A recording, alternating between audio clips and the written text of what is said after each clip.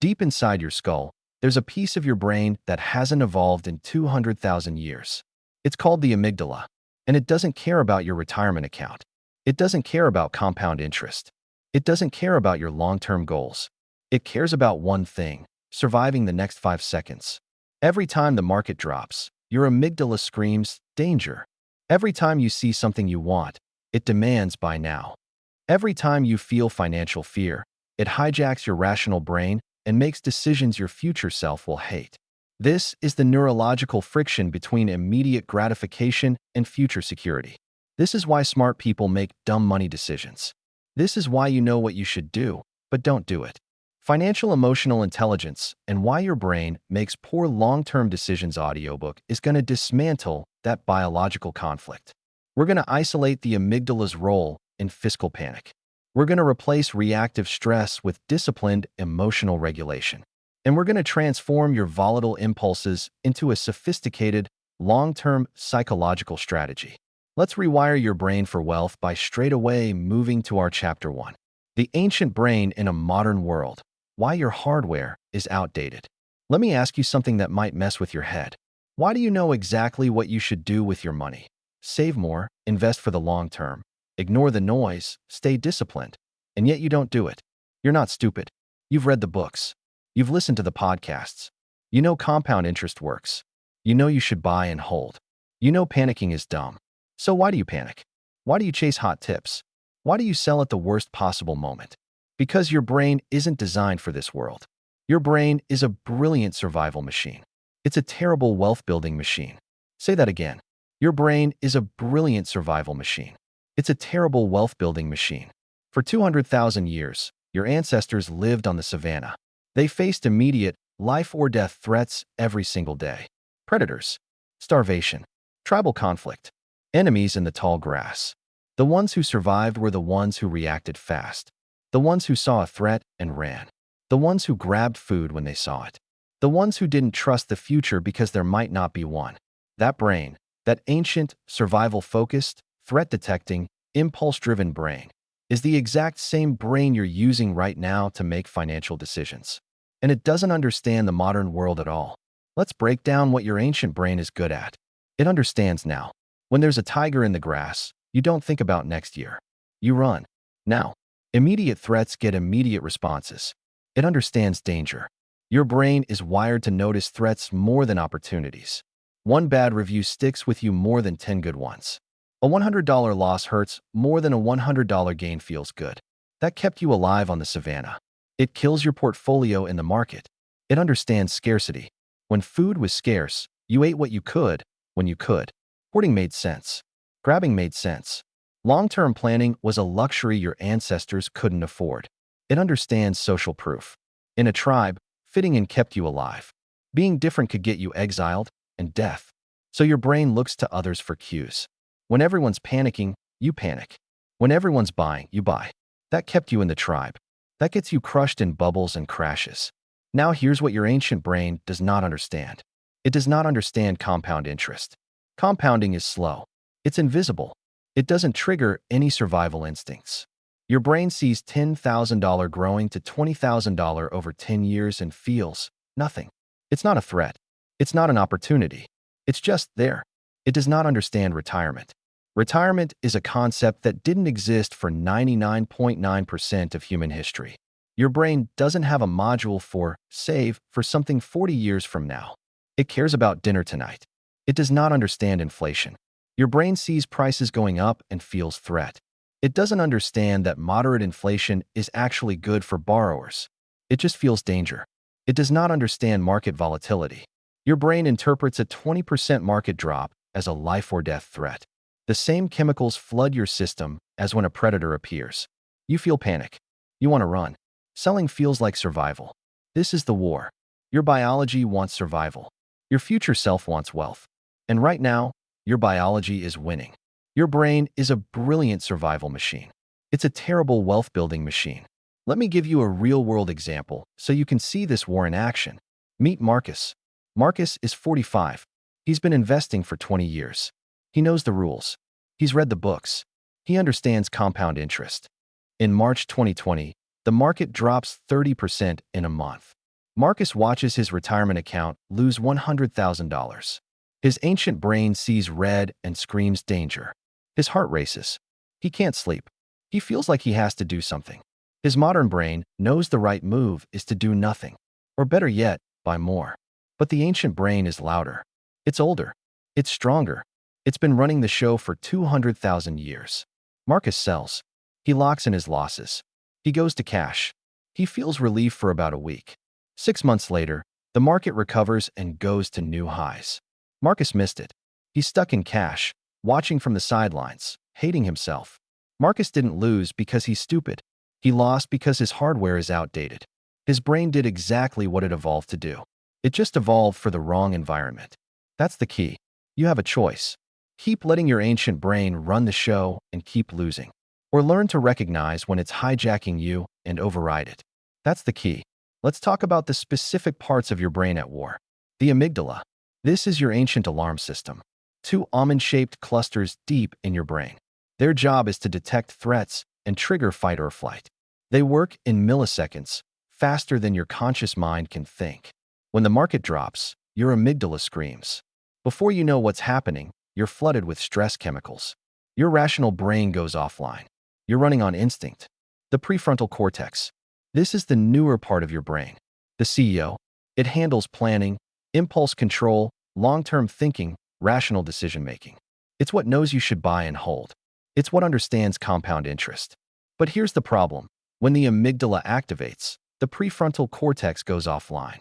You literally can't think straight when you're in fight or flight mode. The dopamine system. This is your reward center. It lights up when you anticipate pleasure. When you see a hot stock tip, dopamine flows. When you make a quick trade and it goes up, dopamine flows. This system doesn't care about long-term results. It cares about the hit. It's what makes gambling addictive. It's what makes you chase returns. This is the war. Ancient survival systems versus modern rational systems. And the ancient systems are louder, faster, and stronger. Your brain is a brilliant survival machine. It's a terrible wealth-building machine. Now, here's the good news. You can't change your hardware, but you can learn to work with it. You can learn to recognize when your amygdala is hijacking you. You can learn to pause before acting. You can learn to create systems that override your impulses. You can learn to train your brain to make better decisions. That's what this entire book is about. Not financial advice. Not stock picks. Not get-rich-quick schemes. The psychology of money. The biology of decision-making. The war between your ancient brain and your future self. It's not about knowing what to do. It's about doing what you know. You are strong. You are intelligent. You are the master of your own world. You don't need anyone's permission to understand your own brain. Let me give you your action plan for this chapter. Real talk. No fluff. Action 1. The awareness practice. For the next week, whenever you feel a strong financial emotion, fear, greed, panic, FOMO, pause. Notice what's happening in your body. Racing heart, tight chest, sweaty palms. That's your amygdala. Just notice. Don't act. Just observe. Action 2. The ancient brain journal. Write down 3 times your ancient brain made a bad financial decision. Selling low, buying high, chasing a hot tip. Be honest. See the pattern. Awareness is the first step to change. Action 3. The pledge. Say this out loud. My brain is wired for survival, not wealth. I will learn to recognize when my ancient brain is hijacking me. I will pause before I act. I will override my impulses with systems and discipline. Action 4. The commitment. Commit to finishing this book. Not just listening, really learning. Because understanding your brain is the foundation of everything else. Your brain is a brilliant survival machine. It's a terrible wealth-building machine. This is the truth. Your hardware is outdated. Your software is running on ancient code. But you can learn to work with it. You can learn to recognize the glitches.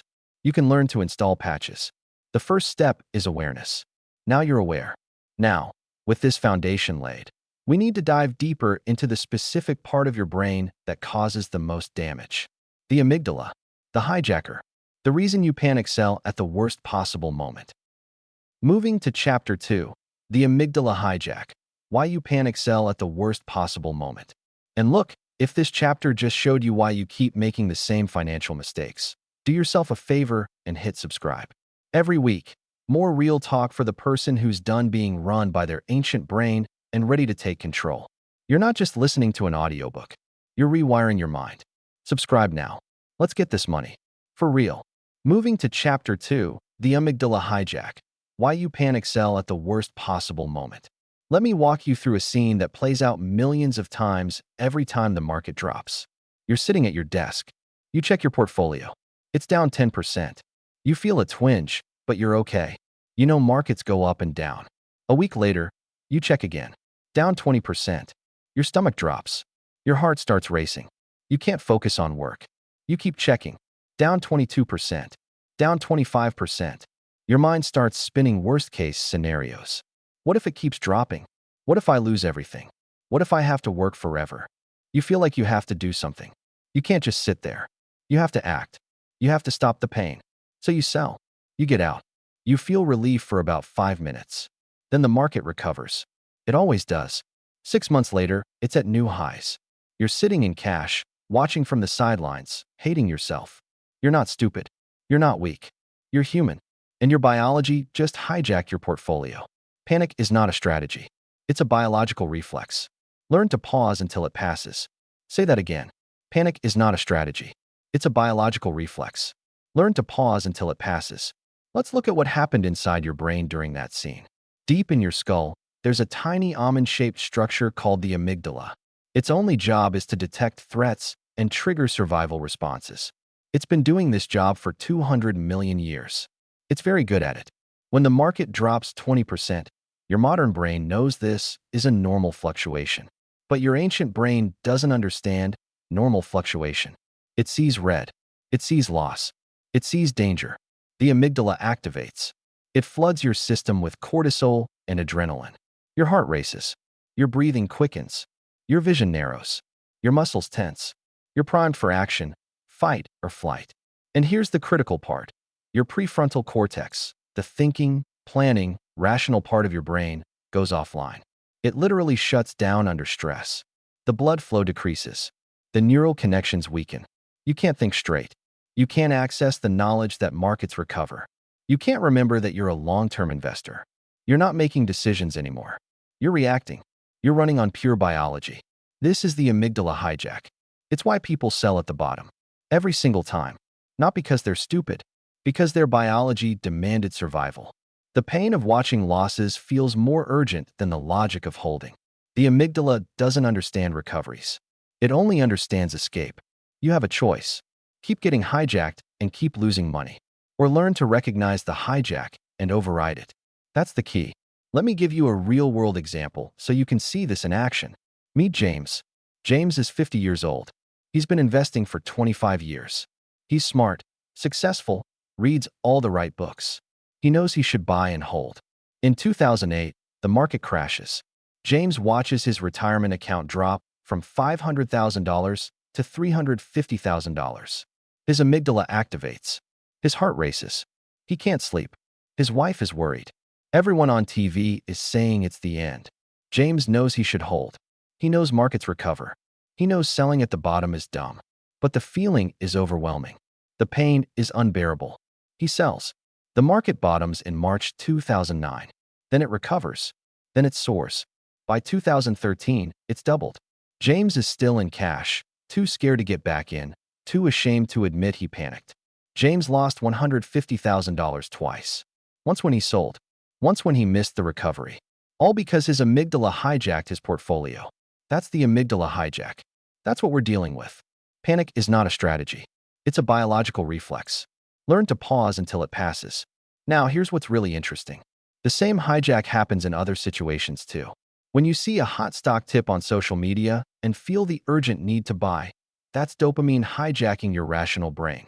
When you hold on to a losing investment because you can't stand the thought of admitting you were wrong, that's loss aversion hijacking your decision-making. When you check your portfolio 50 times a day, that's anxiety hijacking your peace. The amygdala doesn't just trigger on losses. It triggers on anything it perceives as a threat. And in the modern world, it perceives threats everywhere. The question is, what do you do about it? You can't eliminate your amygdala. It's been there for 200 million years. It's not going anywhere. But you can learn to recognize when it's hijacking you. You can learn to pause. You can learn to let the thinking brain come back online. The key is the pause. When you feel that surge of panic, that urgent need to act, that overwhelming emotion, stop. Don't do anything. Just pause. Take a breath. Count to 10. Walk away from the screen. Give your amygdala time to settle down. Give your prefrontal cortex time to come back online. The research shows that the chemical surge from an amygdala hijack lasts about 90 seconds. 90 seconds. That's it. If you can pause for 90 seconds, the worst of it passes. You can think again. 90 seconds. That's all it takes to save yourself from a catastrophic financial decision. Panic is not a strategy. It's a biological reflex. Learn to pause until it passes. Let me give you a practical example of how this works. You're checking your portfolio. It's down big. You feel that familiar rush of panic. Your heart races. Your stomach drops. You want to sell. Instead of acting, you pause. You push back from your desk. You stand up. You take 5 deep breaths. In through the nose, out through the mouth. You count to 60. You walk to the kitchen and get a glass of water. 90 seconds pass. The surge subsides. Your heart rate slows. You sit back down. Now you can think. You remember that markets recover. You remember that you're a long-term investor. You remember that selling now would lock in your losses. You close the browser and go back to work. You just saved yourself thousands of dollars with a 90-second pause. That's the power. It's not about never feeling panic. It's about not acting on it. You are strong. You are intelligent. You are the master of your own world. You don't need anyone's permission to pause. Let me give you your action plan for this chapter. Real talk. No fluff. Action 1. The hijack recognition. The next time you feel a strong financial emotion, fear, panic, FOMO, urgency, pause and say to yourself, this is an amygdala hijack. My biology is reacting, not my brain. Just name it. Naming it creates distance. Action 2. The 90-second rule. When you feel the hijack, commit to doing nothing for 90 seconds. Count slowly. Breathe deeply. Move your body. Give the chemicals time to clear. Then decide. Action 3. The environmental break. If 90 seconds isn't enough, remove yourself from the situation. Walk away from the screen. Go outside. Call a friend. Do anything that changes your environment and gives your brain time to reset. Action 4. The pre-commitment. Before the next market drop, decide now what you'll do. Write it down. When markets crash, I will do nothing for 90 seconds. Then I will remember that I'm a long-term investor. Pre-committing makes it easier to follow through when panic hits. Panic is not a strategy. It's a biological reflex. Learn to pause until it passes. This is the truth. Your amygdala will always scream when it sees danger. That's its job. But you don't have to obey. You can pause. You can breathe. You can wait for the thinking brain to come back online. And in that pause, you'll make better decisions. You'll keep more money. You'll build more wealth. Now, with the amygdala hijack exposed, we need to talk about the other side of the coin. The dopamine trap. The reason you chase gains and gamble your future. Moving to Chapter 3. The dopamine trap. Why you chase gains and gamble your future. And look, if this chapter just saved you from your next panic sell, do yourself a favor and hit subscribe. Every week, more real talk for the person who's done being hijacked by their biology and ready to take control. You're not just listening to an audiobook. You're learning to pause. Subscribe now. Let's get this money. For real. It's time for our next chapter, Chapter 3. The dopamine trap and why you chase gains and gamble your future. Let me tell you about the chemical that's secretly running your financial life. It's called dopamine. It's the pleasure chemical. It's released in your brain when you anticipate a reward, when you see something exciting, when you feel that rush of possibility. Dopamine is why gambling is addictive. It's why you can't stop checking your phone. It's why social media hooks you. And it's why you make some of the dumbest financial decisions of your life. Dopamine loves the gamble. Wealth loves the boring. Choose wisely. Say that again. Dopamine loves the gamble. Wealth loves the boring. Choose wisely. Here's what's happening in your brain when you chase hot stocks, meme coins, or the next big thing. You hear about something that's going up. Bitcoin, GameStop, some random penny stock. Your brain lights up. Dopamine flows. You imagine the possibility. What if you get in early? What if it moons? What if you're the one who finally hits it big? That feeling is not rational. It's chemical. It's the same rush a gambler feels pulling the lever on a slot machine. The same rush a drug addict feels anticipating a hit. It has nothing to do with smart investing and everything to do with your ancient reward system. The dopamine system doesn't care about long-term results. It doesn't care about your retirement. It doesn't care about compound interest. It cares about one thing: the hit, the excitement, the possibility, the next rush. And it will lead you straight into speculation, timing the market, and reckless bets, all in pursuit of the next dopamine hit. You have a choice. Keep chasing the dopamine and gamble your future away, or learn to override the system and embrace the boring path to wealth. That's the key. Let me break down how the dopamine trap works. The anticipation is the drug.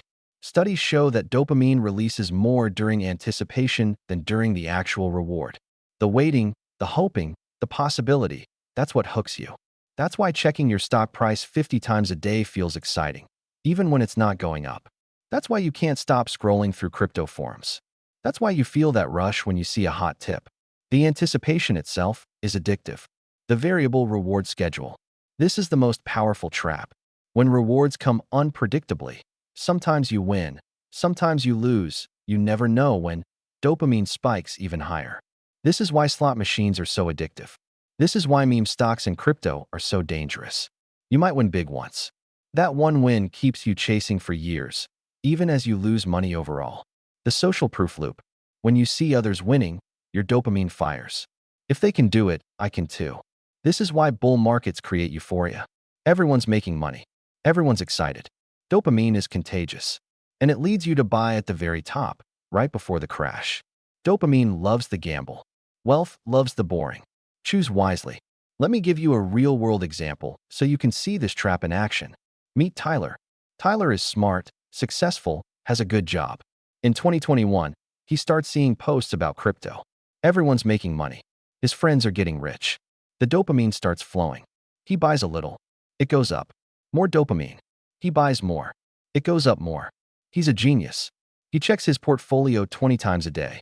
The anticipation feels amazing. Then it crashes. He loses 50%. But he doesn't sell. He can't. The dopamine won't let him. He's waiting for the next hit. He buys more at the bottom, hoping for a rebound. It goes up a little. Dopamine again. Then it crashes again. 2 years later, Tyler has lost $30,000. He's stressed, ashamed, and still checking his portfolio every day. He's trapped in the dopamine loop. Tyler isn't stupid. He's just human. His reward system hijacked his rational brain. Now meet Priya. Priya invests the same amount of money, but she does it differently. She buys index funds. Boring stuff. S&P 500. Total market. She sets up automatic investments. She checks her portfolio once a quarter. No dopamine. No excitement. No rush. Just slow, steady, boring growth. 10 years later, Priya's portfolio has doubled.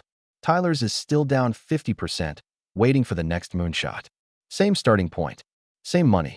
Completely different outcome. The difference wasn't intelligence. It was the ability to resist the dopamine trap. Dopamine loves the gamble. Wealth loves the boring. Choose wisely. Now, let's talk about why long-term wealth is so hard for our brains. Compound interest is boring. There's no dopamine in watching your money grow 7% a year. There's no excitement in dollar-cost averaging. There's no rush in buying and holding. Your brain doesn't light up when you see a slow, steady upward trend. It lights up when you see a rocket ship. It lights up when you hear about someone getting rich overnight.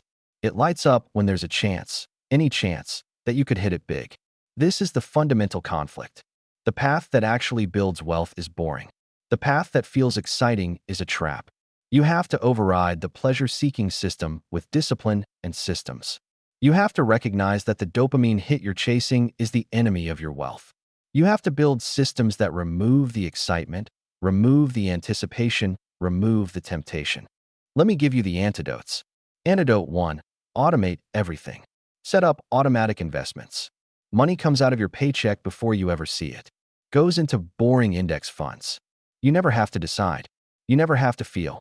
You never get the dopamine hit of buying, and you never get the panic of selling. The system runs. You stay sane. Antidote 2. Reduce the triggers. Stop checking your portfolio every day. Stop following crypto forums. Stop reading about hot stocks. The less you see, the less your dopamine fires. Out of sight, out of mind, out of trouble. Antidote 3. Reframe the boring. Learn to appreciate the slow, steady growth. Watch your net worth line creep up over years. Celebrate the small wins. Connect the boring discipline to the long-term result. Make the invisible visible. Antidote 4. Create a no-spec rule. Decide ahead of time that you will not speculate. No meme stocks. No crypto. No penny stocks. No timing the market.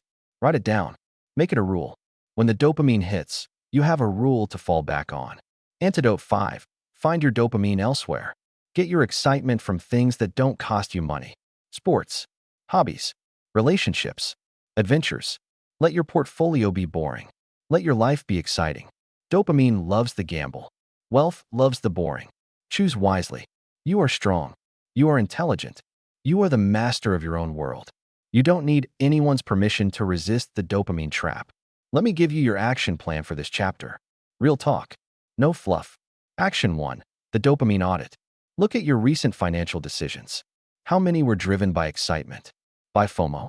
By the thrill of a potential win? Be honest. See the pattern. Action 2. The trigger removal. Unfollow the accounts that make you want to gamble.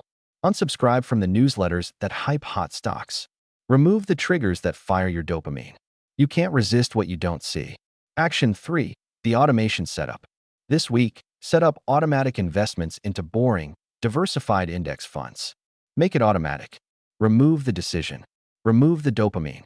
Action 4. The excitement replacement. Find something outside of money that gives you a healthy dopamine hit. A hobby, a sport, a creative project.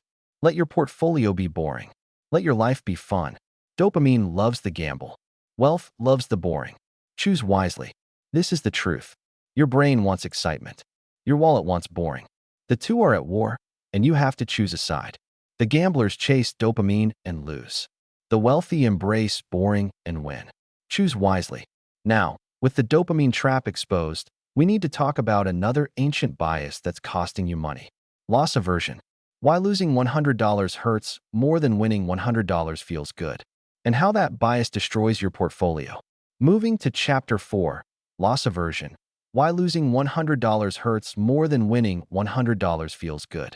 And look, if this chapter just showed you why you keep chasing hot tips, do yourself a favor and hit subscribe. Every week, more real talk for the person who's done gambling and ready to build real wealth. You're not just listening to an audiobook. You're rewiring your brain. Subscribe now. Let's get this money. For real. Our next masterpiece is the Chapter 4, that is, loss aversion. Why losing $100 hurts more than winning $100 feels good. Let me ask you something that gets to the heart of every bad financial decision you've ever made. What feels worse? Losing $100 or missing out on gaining $100? If you're like most people, losing $100 feels about twice as bad as gaining $100 feels good. This isn't just in your head. It's hardwired into your brain. It's called loss aversion, and it's one of the most powerful forces shaping your financial life. Losses feel like failure. They're not. They're tuition. Pay it and keep going. Say that again. Losses feel like failure.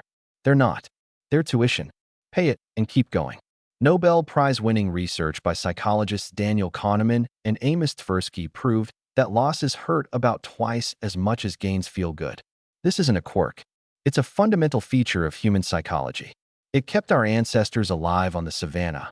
Losing food could mean death, so avoiding loss was priority one. But in the modern world of investing, loss aversion is a disaster. Because losses hurt so much, you'll do irrational things to avoid them.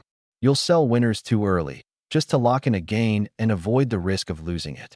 You'll hold losers too long, hoping they'll come back so you don't have to admit defeat. You'll avoid volatility entirely, even though volatility is the price of returns. You'll choose the painful certainty of missing out over the possibility of losing. You have a choice. Keep letting loss aversion drive your decisions and keep leaving money on the table. Or learn to recognize it, override it, and invest like the wealthy do. That's the key. Let me show you how loss aversion plays out in real life. Scenario 1. Selling winners too early. You buy a stock at $50. It goes to $70. You're up $20. Loss aversion kicks in. You're terrified of losing that gain. So you sell. You lock in your profit. You feel good for about a day. Then the stock goes to $100. Then $150. then $200. You missed out on thousands because you couldn't stand the thought of giving back a few hundred. Loss aversion made you sell a winner. It cost you a fortune. Scenario 2. Holding losers too long. You buy a stock at $50. It drops to $40. You can't sell. That would mean admitting you were wrong. That would make the loss real. So you hold, and hold, and hold. It drops to $30. Then $20. You're paralyzed. You can't sell now. That would be locking in a huge loss. So you hold some more. Eventually, it goes to zero. Or you sell at the bottom years later, having lost most of your money. Loss aversion made you hold a loser. It cost you everything. Scenario 3. Avoiding volatility entirely. You've heard that stocks are risky. You've seen them go down. Loss aversion kicks in. You decide to keep your money in cash or bonds. You avoid the pain of losses. But inflation eats away at your cash. You miss out on years of market growth. Your money doesn't work for you. You lose slowly, quietly, over decades. Loss aversion made you avoid volatility. It cost you your retirement. Losses feel like failure. They're not. They're tuition. Pay it and keep going. Let me tell you about two investors. We'll call them Fearful Frank and Wise Wanda. Fearful Frank is smart. He reads the news. He knows the market is volatile. He buys a stock at $100. It goes to $90. He panics. Loss aversion kicks in. He sells, locking in a $10 loss. He feels terrible. The stock goes back to $110. Then $120. Frank watches from the sidelines, too scared to get back in. He's lost money and missed gains. Frank repeats this pattern for 20 years. He sells winners early, holds losers too long, avoids volatility. His returns are terrible. He blames the market. Wise Wanda understands loss aversion. She knows losses will happen. She knows they're not personal. She knows they're the price of admission. She buys a diversified portfolio. When it drops, she doesn't panic. She knows markets recover. She holds. When it goes up, she doesn't sell early. She lets her winners run. Wanda has losses. Lots of them. Some years, she's down 20%. But over 20 years, her portfolio grows. She captures the market's returns. She builds wealth. Same market. Same volatility. Different psychology. Different outcome. It's not about avoiding losses. It's about accepting them as part of the game. Now, let's talk about why loss aversion is so powerful. It's biological. Your brain processes losses in a different region than gains. The pain of loss activates the same areas as physical pain. It literally hurts. Your brain wants to avoid that pain at all costs. It's immediate. Losses happen now. Gains happen later. Your brain prioritizes the immediate pain over the future gain. This is present bias combined with loss aversion, a deadly combination. It's personal. When you lose money, you feel like you failed, like you made a mistake, like you're stupid. You personalize the loss. This makes it even harder to bear. The wealthy don't do this. They understand that losses are not personal. They're not failures. They're the cost of doing business. They're tuition. The wealthy understand that losses are the price of admission. When you buy a rental property, you know there will be vacancies. When you start a business, you know there will be setbacks. When you invest in the market, you know there will be downturns. These are not failures. They're the cost of playing the game. The wealthy accept them. They plan for them. They don't let them derail their strategy. You need to do the same. Losses feel like failure. They're not. They're tuition. Pay it and keep going. Let me give you a reframe that might change everything. Think of losses as tuition. You're paying to learn. You're paying to stay in the game.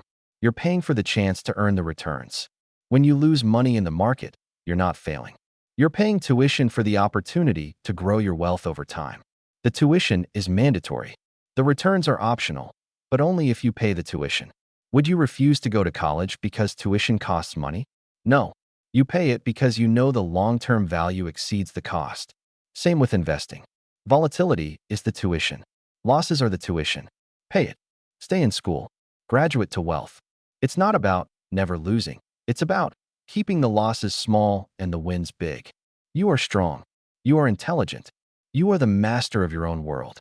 You don't need anyone's permission to accept losses as part of the game. Let me give you your action plan for this chapter. Real talk. No fluff. Action 1. The Loss Journal. Write down 3 times loss aversion cost you money. Selling a winner too early. Holding a loser too long. Avoiding an opportunity because you were scared. See the pattern. Learn from it. Action 2. The reframe practice. Every time you have a loss, say to yourself, "This is tuition. I'm paying for the chance to earn long-term returns." Say it until you believe it. Action 3. The pre-commitment. Before your next investment, decide now what you'll do when it drops. When this investment drops 20%, I will do nothing. I will hold. I will remember that losses are tuition. Pre-commitment overrides panic. Action 4. The long view. Look at a long-term chart of the market. See all the drops. See how they're followed by recoveries. Internalize that losses are temporary. Gains are permanent if you hold. Losses feel like failure. They're not. They're tuition. Pay it and keep going. This is the truth. Your brain will always feel the pain of loss more than the pleasure of gain. That's biology. But you don't have to let biology run your portfolio. You can recognize loss aversion. You can reframe losses as tuition. You can hold through the drops. You can let your winners run. The wealthy do this. They accept volatility. They pay the tuition. They stay in the game. Now you can too. Now, with loss aversion exposed, we need to talk about another ancient bias that keeps you broke. Present bias. Why your future self feels like a stranger, and why that's destroying your long-term wealth. Moving to Chapter 5, Present Bias. Why your future self is a stranger. And look, if this chapter just showed you why losses hurt so much, do yourself a favor and hit subscribe. Every week, more real talk for the person who's done being ruled by ancient biases and ready to build real wealth. You're not just listening to an audiobook. You're rewiring your brain. Subscribe now. Let's get this money. For real. Coming over to the Chapter 5, Present Bias. Why your future self is a stranger. Let me ask you something that might hurt. When you think about yourself in 20 years, 30 years, 40 years, do you feel anything? Does that person feel real? Do you care about them the way you care about yourself right now? If you're like most people, the answer is no. That future person feels like a stranger, a distant relative, someone you've heard about but never met. And that's a problem, because that stranger is you. Your future self is not a stranger. They're you. Start treating them like it. Say that again. Your future self is not a stranger. They're you. Start treating them like it. This is present bias. It's the tendency to value today's pleasures over tomorrow's gains. It's why you spend now and save later, and later never comes. It's why diets fail. It's why retirement accounts are underfunded. It's why you know what you should do, but you don't do it. Your brain literally doesn't feel connected to your future self. Neuroscientific studies show that when you think about yourself in the future, the same brain regions activate as when you think about a complete stranger. Your brain doesn't care about that person. It cares about you, right now, in this moment, with these desires, and this coffee, and this credit card. You have a choice. Keep ignoring your future self and leave them broke and struggling. Or start treating them like the most important person in your life. That's the key. Let's look at how present bias shows up in everyday life. You spend $5 today on coffee. That's $150 a month. $1,800 a year. Invested over 30 years at 8%, that's over $200,000. Your future self would kill for $200,000. But your present self wants a latte. You buy a new car instead of a reliable used one. The payment is $500 a month. Over 30 years, that's $600,000 in lost investment growth. Your future self could have retired years earlier. But your present self wants the leather seats and the new car smell. You put off saving for retirement. I'll start next year. But next year turns into the year after. 10 years later, you've lost the most powerful wealth-building tool there is, time. Your future self is 10 years behind, working longer, retiring later. But your present self wants that vacation. Present bias is the reason most people die broke. Not because they're stupid, because they can't feel the future. It's invisible. It's abstract. It doesn't trigger any emotional response. Your future self is not a stranger. They're you. Start treating them like it. Let me give you a real-world example so you can see this in action. Meet Carlos. Carlos is 30. He makes good money. He knows he should save. But every month, something comes up. A weekend trip. A new gadget. Dinner with friends. I'll start saving next month, he tells himself. 10 years pass. Carlos is 40. He has $20,000 saved. He should have $200,000. He's behind. But he's still telling himself the same story. I'll start next year. 20 years pass. Carlos is 50. He's panicking. Retirement is getting close, and he has almost nothing. He starts saving aggressively, but it's too late. Compound interest needed those early years. Carlos at 65 has to keep working. His body is tired. His spirit is worn. But he has no choice. His present self stole from his future self for 35 years. Now meet Diana. Diana is also 30. She learns about present bias. She decides to treat her future self like a real person. She writes a letter to herself at 65. She describes her ideal retirement. Travel, time with grandkids, no financial stress. She puts a photo of an older couple on her fridge. She makes her future self real. Every time she wants to spend on something unnecessary, she asks, would my future self rather have this $50 dinner or $500 in their retirement account? She visualizes that older woman. She feels connected to her. Diana saves 20% of her income from age 30. By 65, she has over $2 million. She retires comfortably, travels, spends time with family. Her future self is grateful to her present self. Same starting point, same income, different psychology, different outcome. It's not about depriving yourself. It's about caring for your whole self, including the future one. Now, let's talk about the neuroscience behind this. Researchers have done brain scans while people think about their future selves. The results are startling. When you think about yourself in the future, the brain regions that activate are the same as when you think about a stranger. Your brain literally does not recognize that person as you. This makes evolutionary sense. For most of human history, there was no future self. Life was short. You didn't plan for retirement. You planned for tomorrow. Your brain never developed the capacity to feel connected to a version of you that might not even exist. But in the modern world, that future self does exist. They will be you. They will feel your choices. They will live with the consequences of what you do today. The challenge is making that person real enough to care about. The solution is to make your future self real. Here are practical ways to do that. Write a letter to your future self. Describe your life now, your hopes, your fears, your dreams. Then imagine your future self writing back. What would they say? What would they thank you for? What would they beg you to change? Create a photo of your future self. There are apps that can age your face. Print that photo. Put it on your fridge. Look at it when you make financial decisions. That person is you. They're counting on you. Write a letter from your future self. Imagine yourself at 70, writing to you now. What would they say? Thank you for saving that money. I wish you'd started earlier. Please take care of your health. Read that letter when you're tempted to spend. Visualize your ideal retirement. Not in vague terms. Specifics. Where do you live? What do you do all day? Who are you with? How does it feel to have no financial stress? Make it so real you can almost touch it. Connect emotionally to the person you're building for. That person is not a stranger. They're you. They have your name, your face, your dreams. They're counting on you right now. Your future self is not a stranger. They're you. Start treating them like it.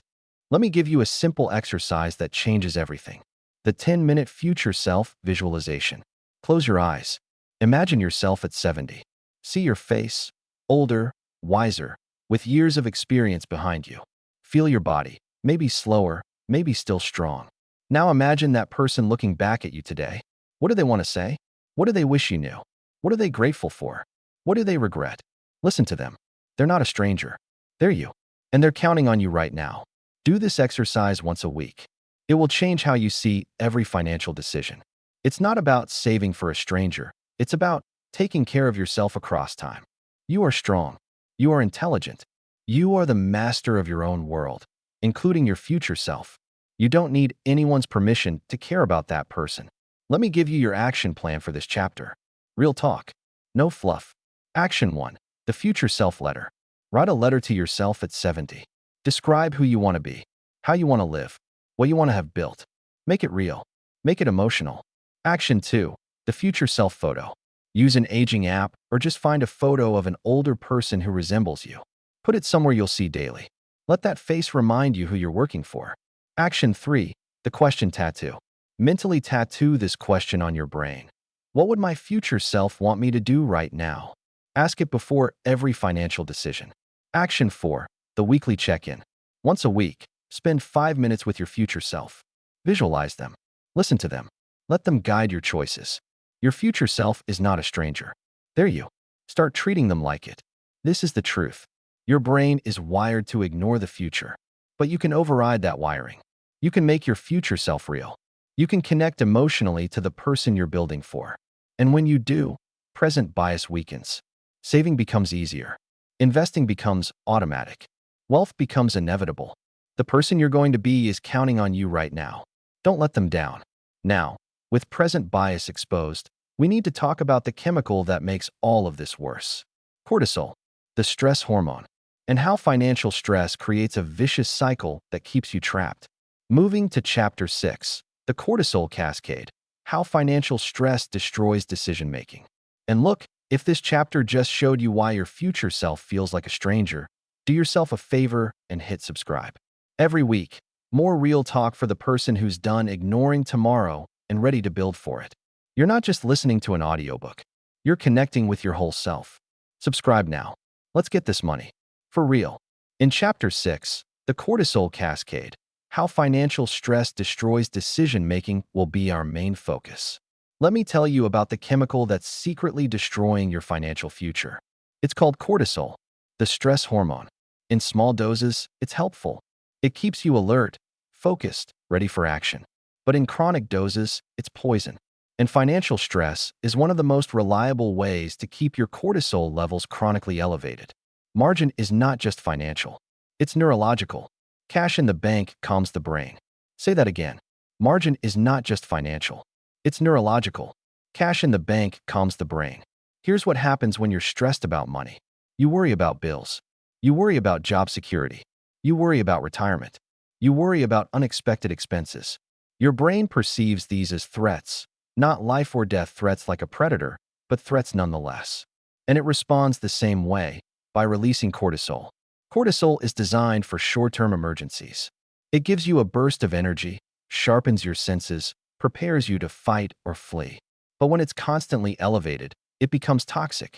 Chronic cortisol impairs your memory, reduces your cognitive function, makes you more reactive and less thoughtful, shrinks your prefrontal cortex, the thinking part of your brain, makes you more likely to make impulsive, short-sighted decisions.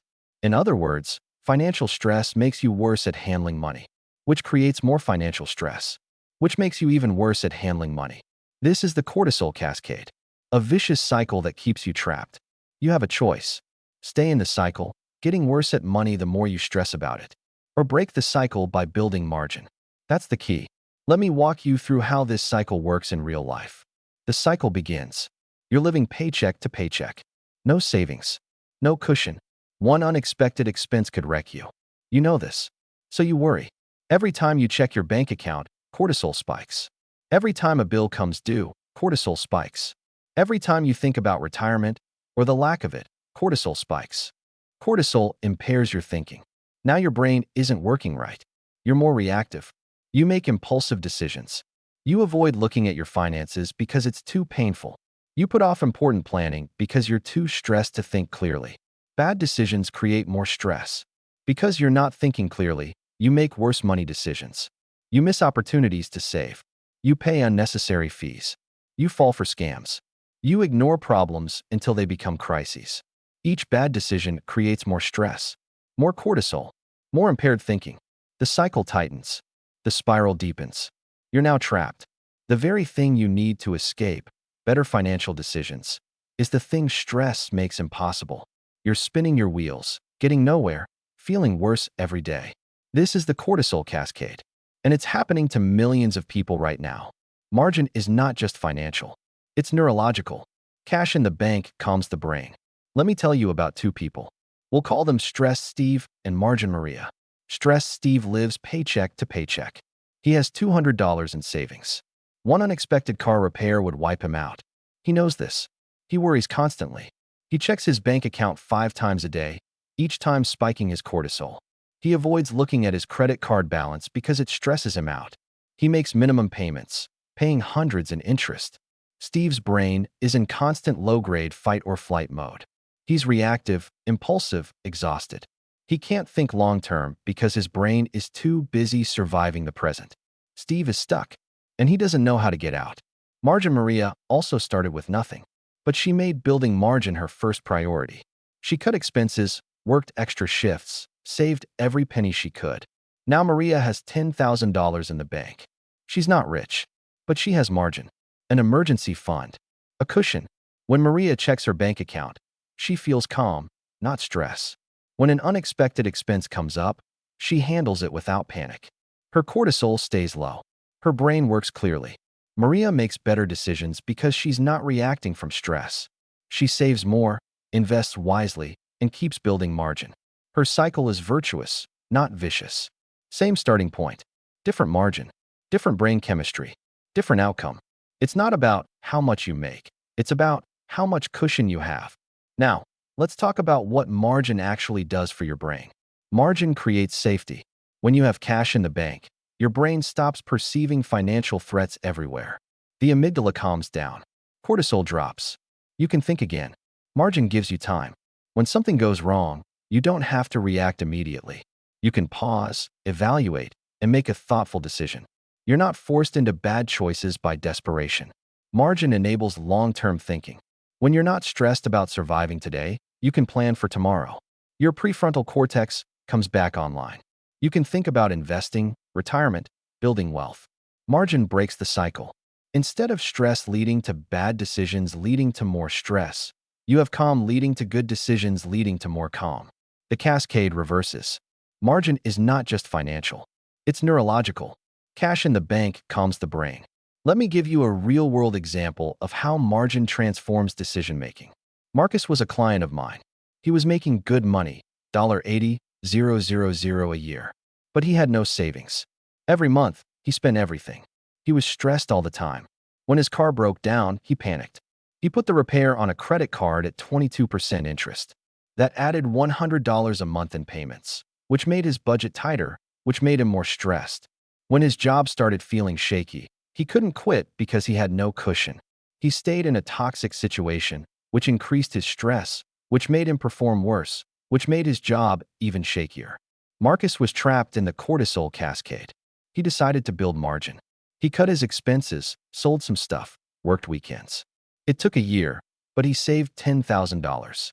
The first thing he noticed was how different he felt. When his car needed repairs, he paid cash. No stress. When his job got toxic, he could afford to quit and look for something better. He found a job he actually liked. With his stress down, Marcus started thinking about the future. He opened a retirement account. He started investing. He bought a small rental property. Marcus didn't get rich overnight, but he broke the cycle. He went from stressed and stuck to calm and building. All because of margin. It's not about having a lot. It's about having enough cushion to think straight. You are strong. You are intelligent. You are the master of your own world. You don't need anyone's permission to build margin. Let me give you your action plan for this chapter. Real talk. No fluff. Action 1. Calculate your margin. How much cash do you have in the bank right now? How many months of expenses could you cover if you lost your income tomorrow? If it's less than 3 months, building margin is your first priority. Action 2. The margin build. Commit to building a $1,000 emergency fund as fast as possible. Cut expenses. Work extra. Sell stuff. Do whatever it takes. $1,000 is the first step. Then $5,000. Then $10,000. Build until you have 6 months of expenses. Action 3. The stress audit. Pay attention to how you feel about money. When do you feel stressed? When do you feel calm? Notice the connection between margin and peace. Let that motivate you to keep building. Action 4. The cycle break. Every time you feel financial stress, ask, is this because I don't have margin? If yes, focus on building margin. Don't try to solve other problems until the cushion is in place. Margin is not just financial. It's neurological. Cash in the bank calms the brain. This is the truth. You can't think straight when you're drowning. You can't plan for the future when you're panicking about today. You can't build wealth when cortisol is flooding your system. Margin is the antidote. Cash in the bank calms the brain. A cushion creates clarity. Savings set you free. Build margin first. Everything else follows. Now, with the cortisol cascade exposed, we need to talk about the skill that makes all of this possible.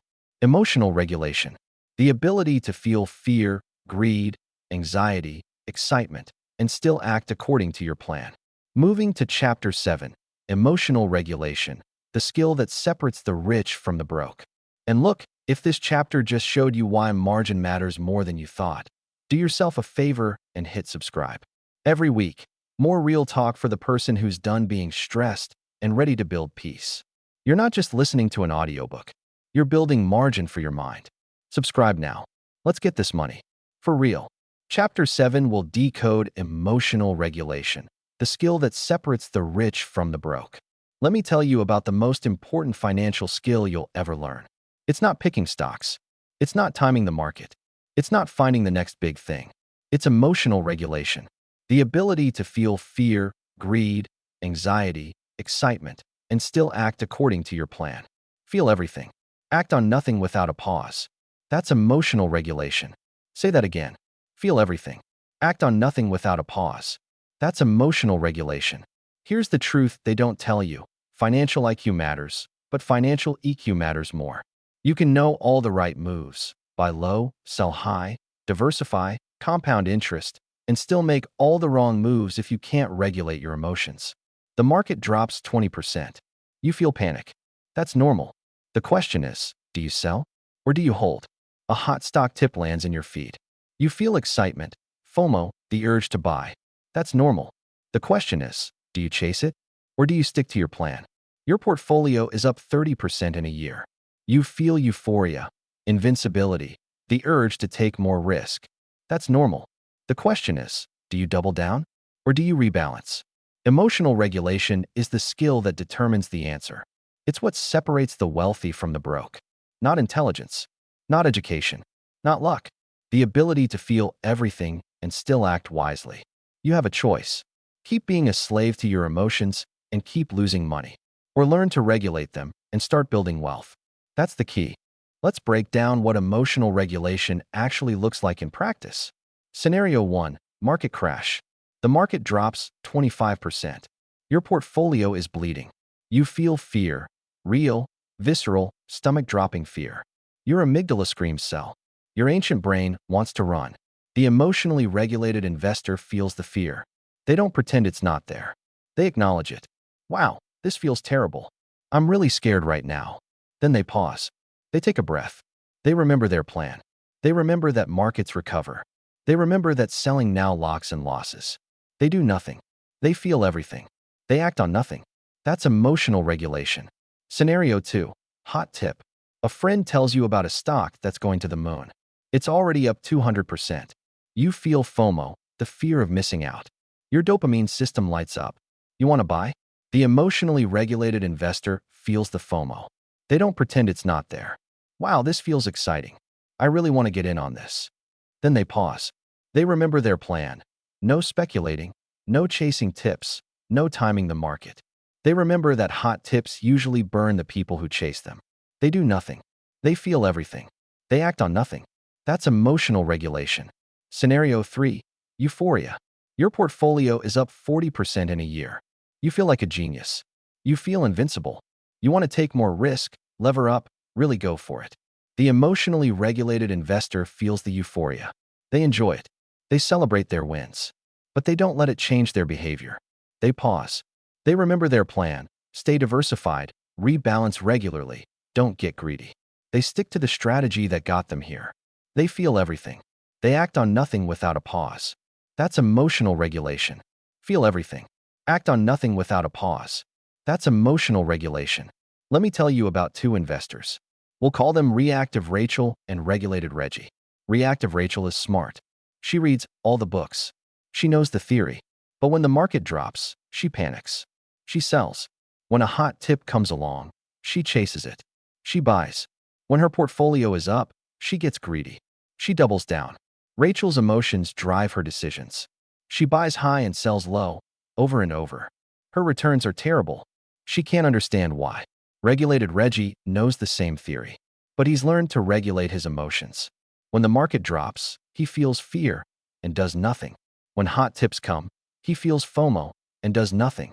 When his portfolio is up, he feels euphoria and sticks to his plan. Reggie's emotions don't drive his decisions. His plan does.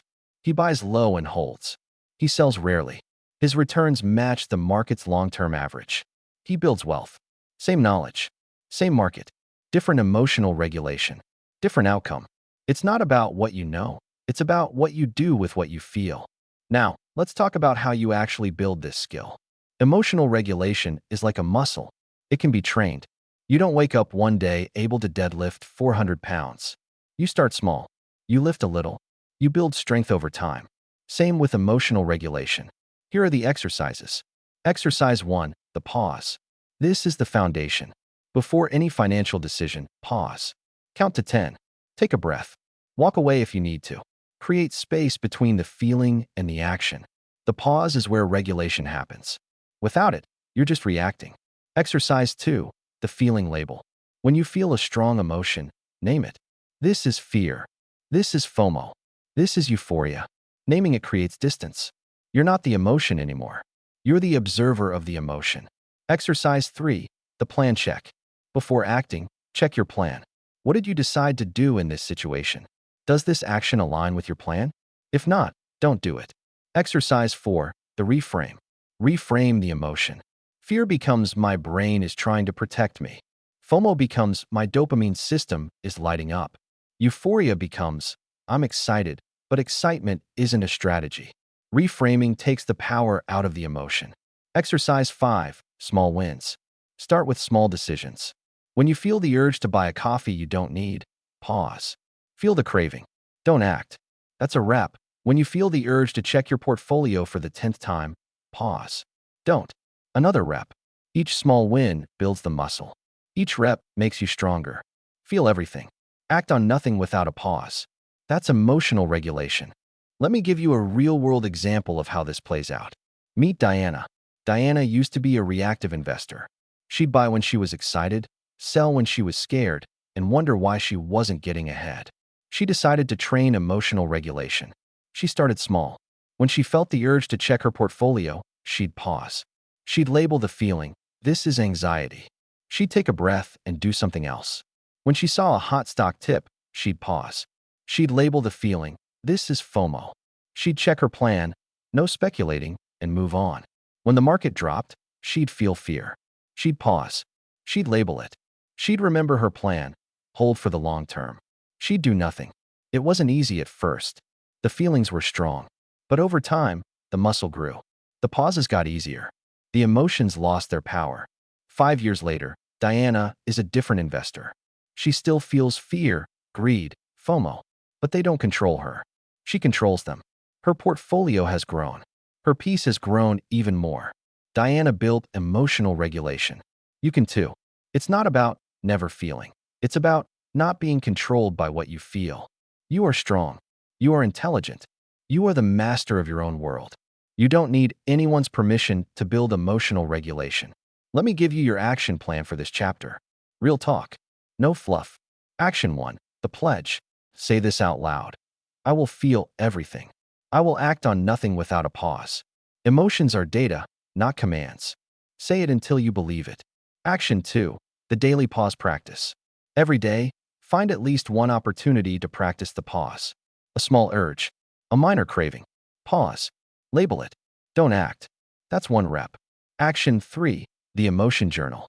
For 1 week, write down every strong financial emotion you feel. Fear, greed, FOMO, euphoria. Next to each, write what you did. Did you pause? Did you act? Learn from the data. Action 4, the plan reminder. Write your financial plan on a card. Keep it where you'll see it. Before any decision, check the card. Does this action align with the plan? If not, don't do it. Feel everything. Act on nothing without a pause. That's emotional regulation. This is the skill that separates the wealthy from everyone else. Not IQ. EQ. Not knowledge. Regulation. Not intelligence. Discipline. You can be the smartest person in the world and still go broke if your emotions run your portfolio. You can be average intelligence with excellent emotional regulation and build a fortune. The market doesn't care how smart you are. It cares how you behave. Learn to regulate. Learn to pause. Learn to win. Now, with emotional regulation as your foundation, we need to talk about one of the most powerful reframes in all of finance. Volatility. Most people see it as a problem. The wealthy see it as the price of admission. Moving to Chapter 8, Reframing Volatility, the price of admission versus a sign of failure. And look, if this chapter just showed you that emotional regulation is a skill you can build, do yourself a favor and hit subscribe. Every week, More real talk for the person who's done being controlled by their feelings and ready to take charge. You're not just listening to an audiobook. You're building the muscle. Subscribe now. Let's get this money. For real. It's time for Chapter 8, Reframing Volatility, the price of admission versus a sign of failure. Let me ask you something that might change how you see every market dip for the rest of your life. When the market drops 20%, what's your first thought? Most people think, something's wrong. I made a mistake. I should have seen this coming. I need to get out. That's your emotional brain misinterpreting data. It's seeing volatility and calling it failure. It's seeing the price of admission and calling it a fine.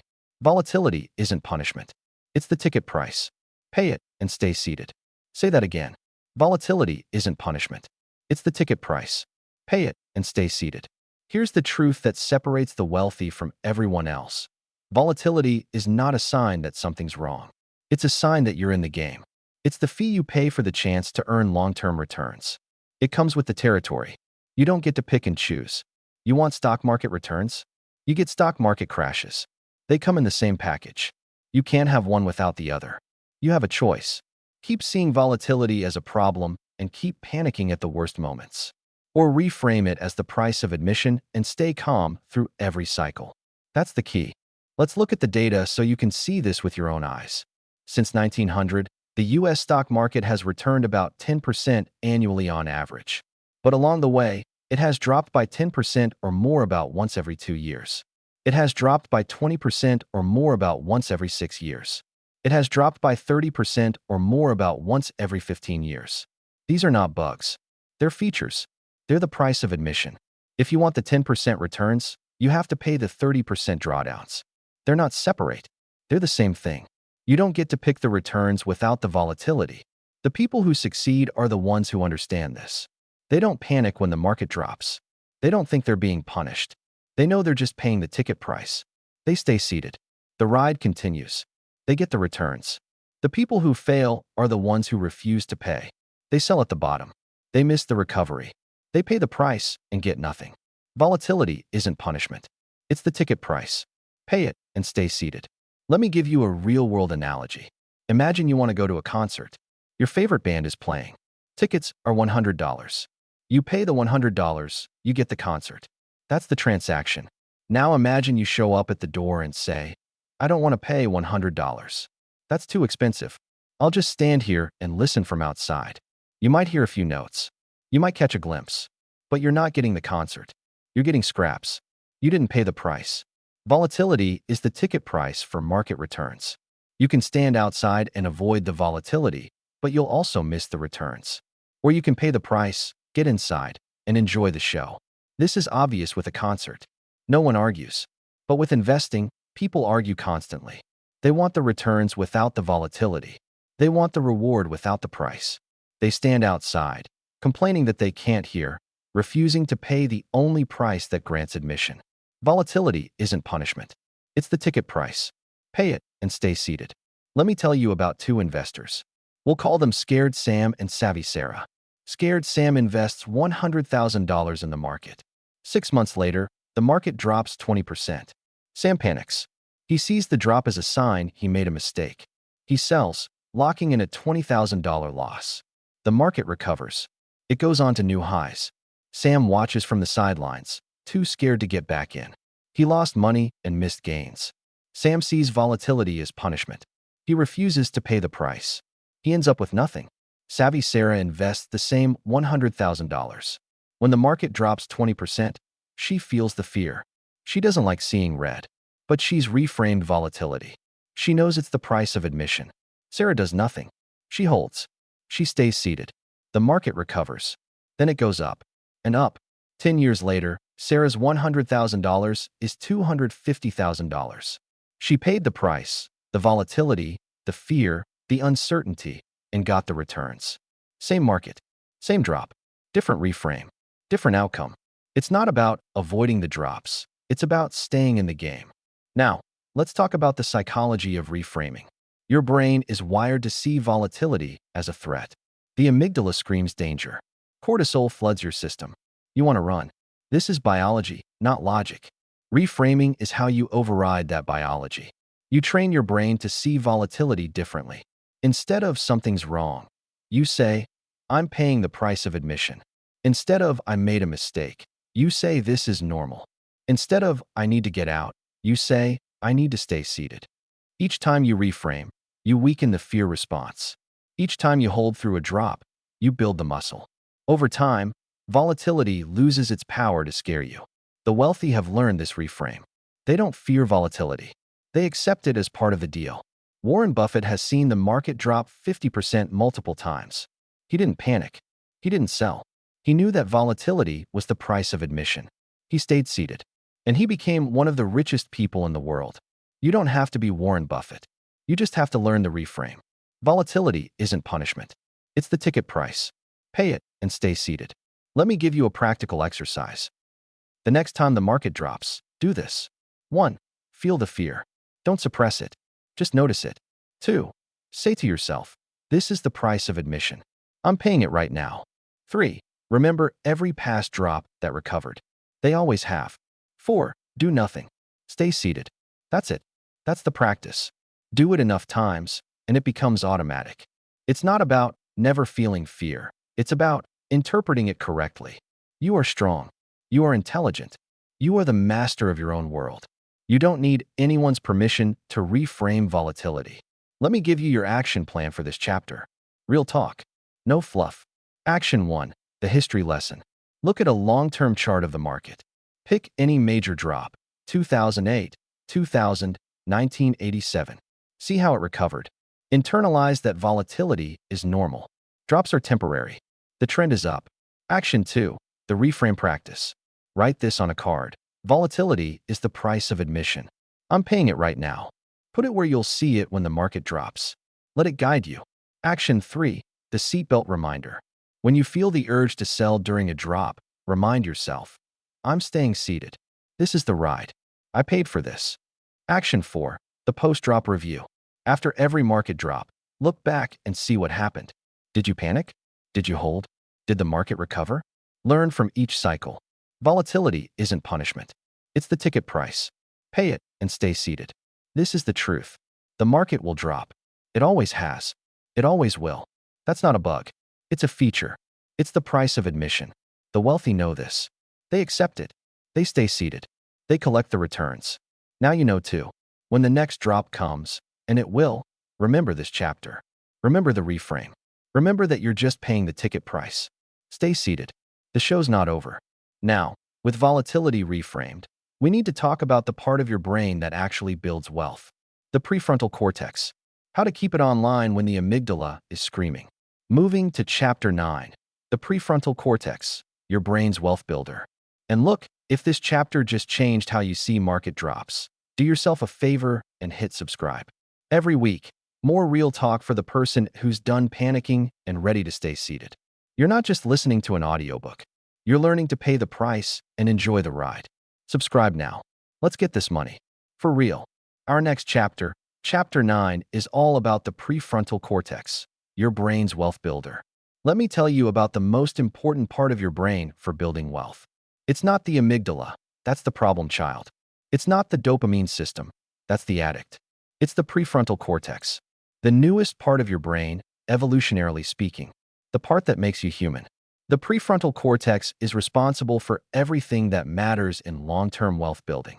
Planning for the future, controlling impulses, thinking rationally, making decisions based on logic, not emotion, delaying gratification, sticking to a strategy. It's your brain's CEO, the executive function, the thing that knows you should buy and hold, even when your amygdala is screaming sell. Your thinking brain is your wealth builder. Keep it online at all costs. Say that again. Your thinking brain is your wealth builder. Keep it online at all costs. Here's the problem. The prefrontal cortex is the first thing to go offline under stress.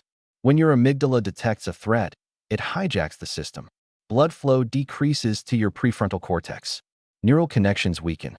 You literally can't think straight. This is why smart people do dumb things when they're stressed. This is why you sell at the bottom. This is why you chase hot tips. This is why you make decisions your rational self would never make. Your wealth builder went offline, and your ancient survival brain took over. You have a choice. Keep letting your prefrontal cortex get hijacked, and keep losing money. Or learn to keep it online when it matters most. That's the key. Let's look at what happens in your brain during a financial crisis.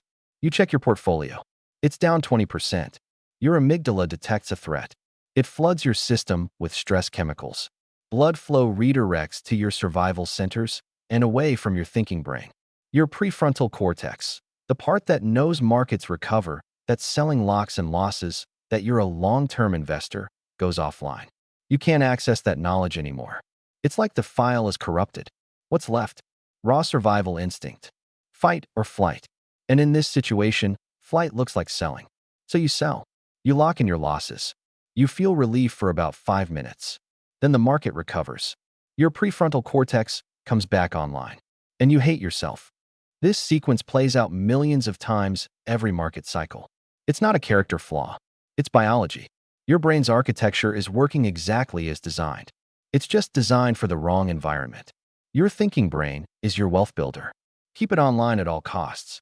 Let me give you a real-world example so you can see this in action.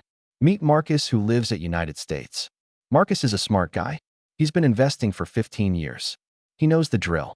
In March 2020, the market drops 30% in a month. Marcus checks his portfolio. $300,000 becomes $210,000. His amygdala lights up. His heart races. He can't sleep. He feels like he has to do something. His prefrontal cortex knows the right move is to do nothing. Or better yet, buy more. But he can't access that knowledge. It's like his brain is locked out of the rational files. Marcus sells. He locks in a $90,000 loss. He goes to cash. He feels relief. 6 months later, the market recovers and goes to new highs. Marcus is still in cash, watching from the sidelines, his prefrontal cortex fully online now, screaming at him for being an idiot. Marcus didn't lose because he's stupid. He lost because his prefrontal cortex went offline at the worst possible moment. Now meet Priya. Priya has the same portfolio, the same drop. But Priya has trained herself to keep her prefrontal cortex online. When she sees the red, she feels the fear. She acknowledges it. Then she pauses. She takes 3 deep breaths.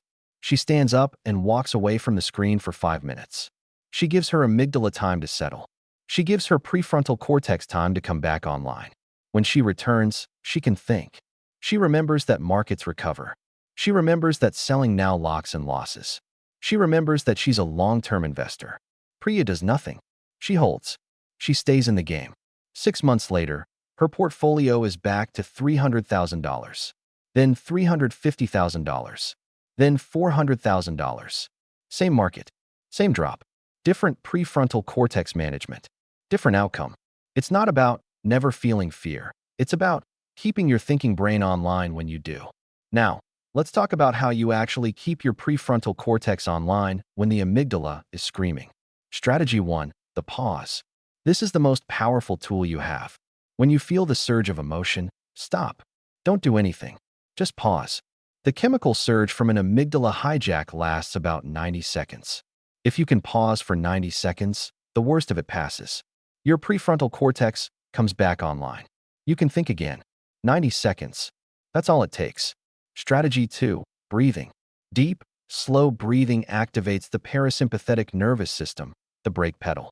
It counteracts the fight or flight response. It brings your prefrontal cortex back online faster. When you feel the panic, take 5 deep breaths. In through the nose for 4 counts. Hold for 4. Out through the mouth for 4. Feel your body calm. Feel your brain come back. Strategy 3, physical distance. Sometimes you need to literally walk away. Step outside. Get a glass of water. Change your environment. The physical movement helps reset your nervous system.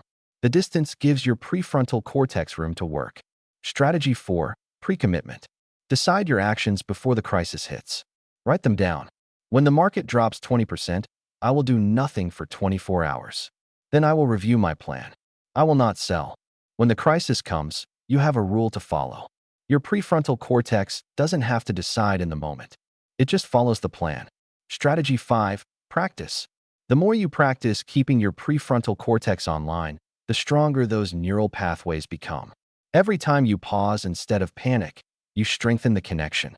Over time, it becomes automatic. This is neuroplasticity. This is rewiring. You can literally train your brain to default to thought instead of reaction. Your thinking brain is your wealth builder. Keep it online at all costs. Let me give you a practical drill you can use. The 90-second pause drill. The next time you feel a strong financial emotion, fear, greed, FOMO, panic, do this. 1. Stop whatever you're doing. 2. Take your hands off the keyboard. Step away from the screen. 3. Breathe deeply for 90 seconds. Count slowly if it helps. 4. Ask yourself, what would my rational self want me to do right now? 5. Do that. Practice this drill every time you feel the surge. It will feel awkward at first. It will get easier. Eventually, it becomes automatic. It's not about eliminating emotion. It's about not letting emotion drive. You are strong. You are intelligent. You are the master of your own world. You don't need anyone's permission to keep your thinking brain online. Let me give you your action plan for this chapter. Real talk. No fluff. Action 1. The 90-second commitment. Commit right now. When I feel a strong financial emotion, I will pause for 90 seconds before I do anything. Write it down. Mean it. Action 2. The breathing practice. Practice deep breathing every day for 1 week. Not when you're stressed. When you're calm. Build the habit so it's there when you need it. Action 3. The pre-commitment document. Write down your plan for the next market crash. Be specific. I will do nothing for 24 hours. I will review my asset allocation. I will not sell. Put it where you'll see it. Action 4. The post-crash review. After the next market drop, review how you did. Did you pause? Did your prefrontal cortex stay online? What can you do better next time? Learn from every cycle. Your thinking brain is your wealth builder. Keep it online at all costs. This is the truth. Your amygdala will always scream. That's its job. But you don't have to obey. You can pause. You can breathe. You can walk away. You can give your prefrontal cortex time to come back online. And when it does, you'll make better decisions. You'll keep more money. You'll build more wealth. The wealthy have learned this. They've trained themselves to keep their thinking brain online when everyone else is panicking. That's their edge. Now you can have that edge too. Now, with your prefrontal cortex fortified, we need to talk about the ultimate strategy for overcoming your biology. Systems. Because willpower will always fail. But systems? Systems work forever. Moving to Chapter 10, Systems over Willpower, Engineering Around Your Biology. And look, if this chapter just showed you how to keep your thinking brain online, do yourself a favor and hit subscribe. Every week, more real talk for the person who's done being hijacked and ready to take control. You're not just listening to an audiobook. You're rewiring your brain. Subscribe now. Let's get this money. For real. Coming over to Chapter 10, Systems over Willpower, Engineering Around Your Biology. Let me tell you about the biggest lie in personal finance. The lie is this. If you just had more willpower, you'd make better financial decisions. If you could just resist temptation, save more, avoid panic, you'd build wealth. It sounds true. It feels true. But it's not. It's a lie that keeps you stuck. Don't fight your biology. Engineer around it. Say that again. Don't fight your biology. Engineer around it. Here's the truth. Willpower is a finite resource. It runs out. Every decision you make, every temptation you resist, every impulse you control, it drains your willpower battery. By the end of the day, you're running on empty. And when willpower runs out, your ancient brain takes over. This is why diets fail at night. This is why you buy things you regret after a long day. This is why you make panic decisions when you're stressed. Willpower failed. Biology won. The wealthy know this. They don't rely on willpower. They don't trust themselves to make good decisions in the moment. They build systems. Automatic, foolproof, biology-proof systems that run whether they're feeling disciplined or not. You have a choice. Keep relying on willpower and keep losing when it runs out. Or build systems that work forever. That's the key. Let's look at how willpower fails in real life. Morning Marcus wakes up energized. He's committed to saving more. He's going to invest $500 this month. He's feeling disciplined. Willpower, 100%. Afternoon Marcus gets a stressful email from his boss. His cortisol spikes. He's tired. He sees an ad for something he wants. His willpower is down to 60%. He clicks. He almost buys. Evening Marcus is exhausted. He's made 100 decisions today. His willpower is at 10%. He sees a hot stock tip on social media. His dopamine fires. His ancient brain takes over. He buys. He regrets it tomorrow. Morning Marcus had all the willpower in the world. Evening Marcus was a different person. Same human, different biology, different outcome. This is why willpower is a losing strategy. You're not the same person at 8 a.m. and 8 p.m. You're not the same person when you're calm and when you're stressed. You're not the same person when your battery is full and when it's empty. Your biology changes. Your willpower fluctuates. But your ancient brain is always there, waiting for the moment you're weak. Don't fight your biology. Engineer around it. Now let's look at how systems change the game. Marcus with systems doesn't rely on willpower at all. He sets up automatic investments. Every payday, $500 moves from his checking account to his investment account before he ever sees it. He doesn't have to decide. He doesn't have to resist. The system just runs. He sets up automatic bill pay. All his bills are paid on time without him thinking about it. No late fees. No stress. No decisions. He creates a spending rule. No non-essential purchases over $100 without a 24-hour waiting period. When he sees something he wants, he doesn't have to resist in the moment. He just follows the rule. By the next day, the urge has usually passed. He blocks his ability to trade during market hours. He can't panic sell even if he wants to. The system protects him from himself. Marcus still has the same biology. He still feels fear, greed, temptation. But his decisions aren't made in those moments. They're made in advance by his rational self, encoded into systems that run automatically. The wealthy don't have more willpower. They have better systems. Let me give you a real-world comparison. Meet Willpower Will and Systems Sue. Willpower Will believes in discipline. He tells himself he'll save more, invest wisely, avoid stupid purchases. He relies on his willpower to make good decisions. In the morning, he's great. He packs his lunch. He skips the coffee shop. He feels virtuous. By afternoon, he's tired. He buys a snack he didn't plan for. No big deal. By evening, he's exhausted. He sees a meme stock pumping on social media. His willpower is gone. He buys $1,000 worth. It crashes. He loses money. Will's willpower failed him. His biology won. His portfolio lost. Systems Sue doesn't trust her willpower. She builds systems. Automatic savings. Automatic investing. A 24-hour rule for purchases. A no speculation rule written into her investment policy. She blocks trading apps on her phone. Sue feels the same temptations as well. She wants the coffee, the snack, the hot stock tip. But her systems stop her. The money is already saved. The rule is already in place. The apps are already blocked. Sue doesn't make bad decisions because she doesn't get the chance. Her systems protect her from herself. Same biology. Different systems. Different outcome. It's not about being stronger. It's about building smarter. Now, let's talk about the specific systems you need. System 1. Automatic savings and investing. This is the foundation. Set up automatic transfers so money moves to savings and investments before you ever see it. Out of sight, out of mind, out of temptation. Pay yourself first. Automate it. Never decide again. System 2. The 24-hour rule. For any non-essential purchase over a certain amount, $50, $100, whatever fits your life, wait 24 hours. If you still want it tomorrow, buy it. Most of the time, you won't. This system removes impulse from the equation. Your rational self decides, not your dopamine-fueled ancient brain. System 3. Spending rules. Create simple rules for your money. I will never carry a credit card balance. I will save 20% of every dollar I earn. I will invest in index funds only, no individual stocks. Rules remove decisions. Decisions drain willpower. System 4. Environmental design. Make good decisions easy and bad decisions hard. Unsubscribe from retailer emails. Unfollow accounts that make you want to spend. Block trading apps. Put your credit card in a drawer. Design your environment so your biology can't sabotage you. System 5. Pre-commitment devices. Commit in advance to actions you'll take in specific situations.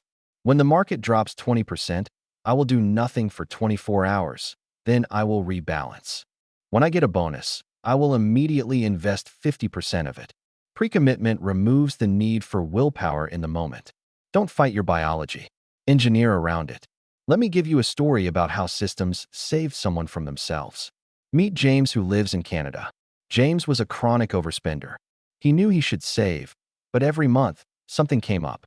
A new gadget, a dinner out, a deal he couldn't pass up. His willpower always failed. He decided to build systems.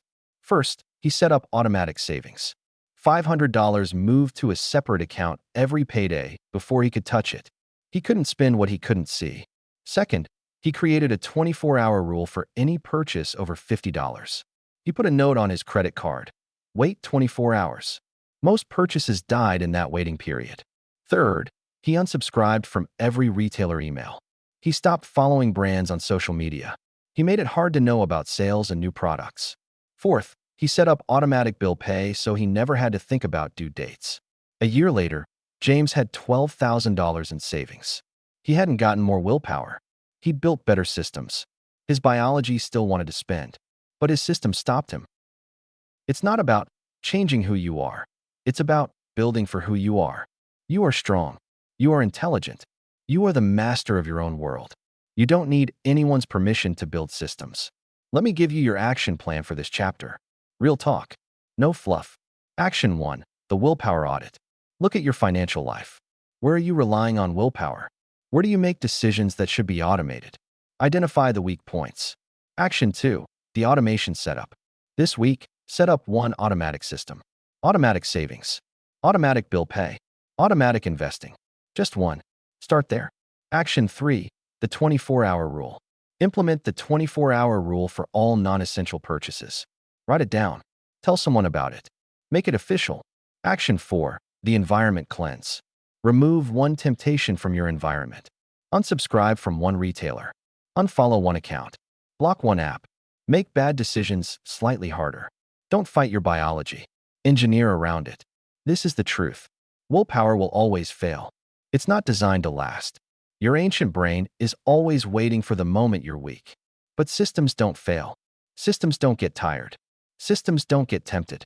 Systems run forever. The wealthy know this. They've built their financial lives on systems, not willpower. They've engineered around their biology. They've made good decisions automatic and bad decisions impossible. Now you can too. Build the systems. Protect yourself from yourself. Let your biology have its feelings, but don't let it make your decisions.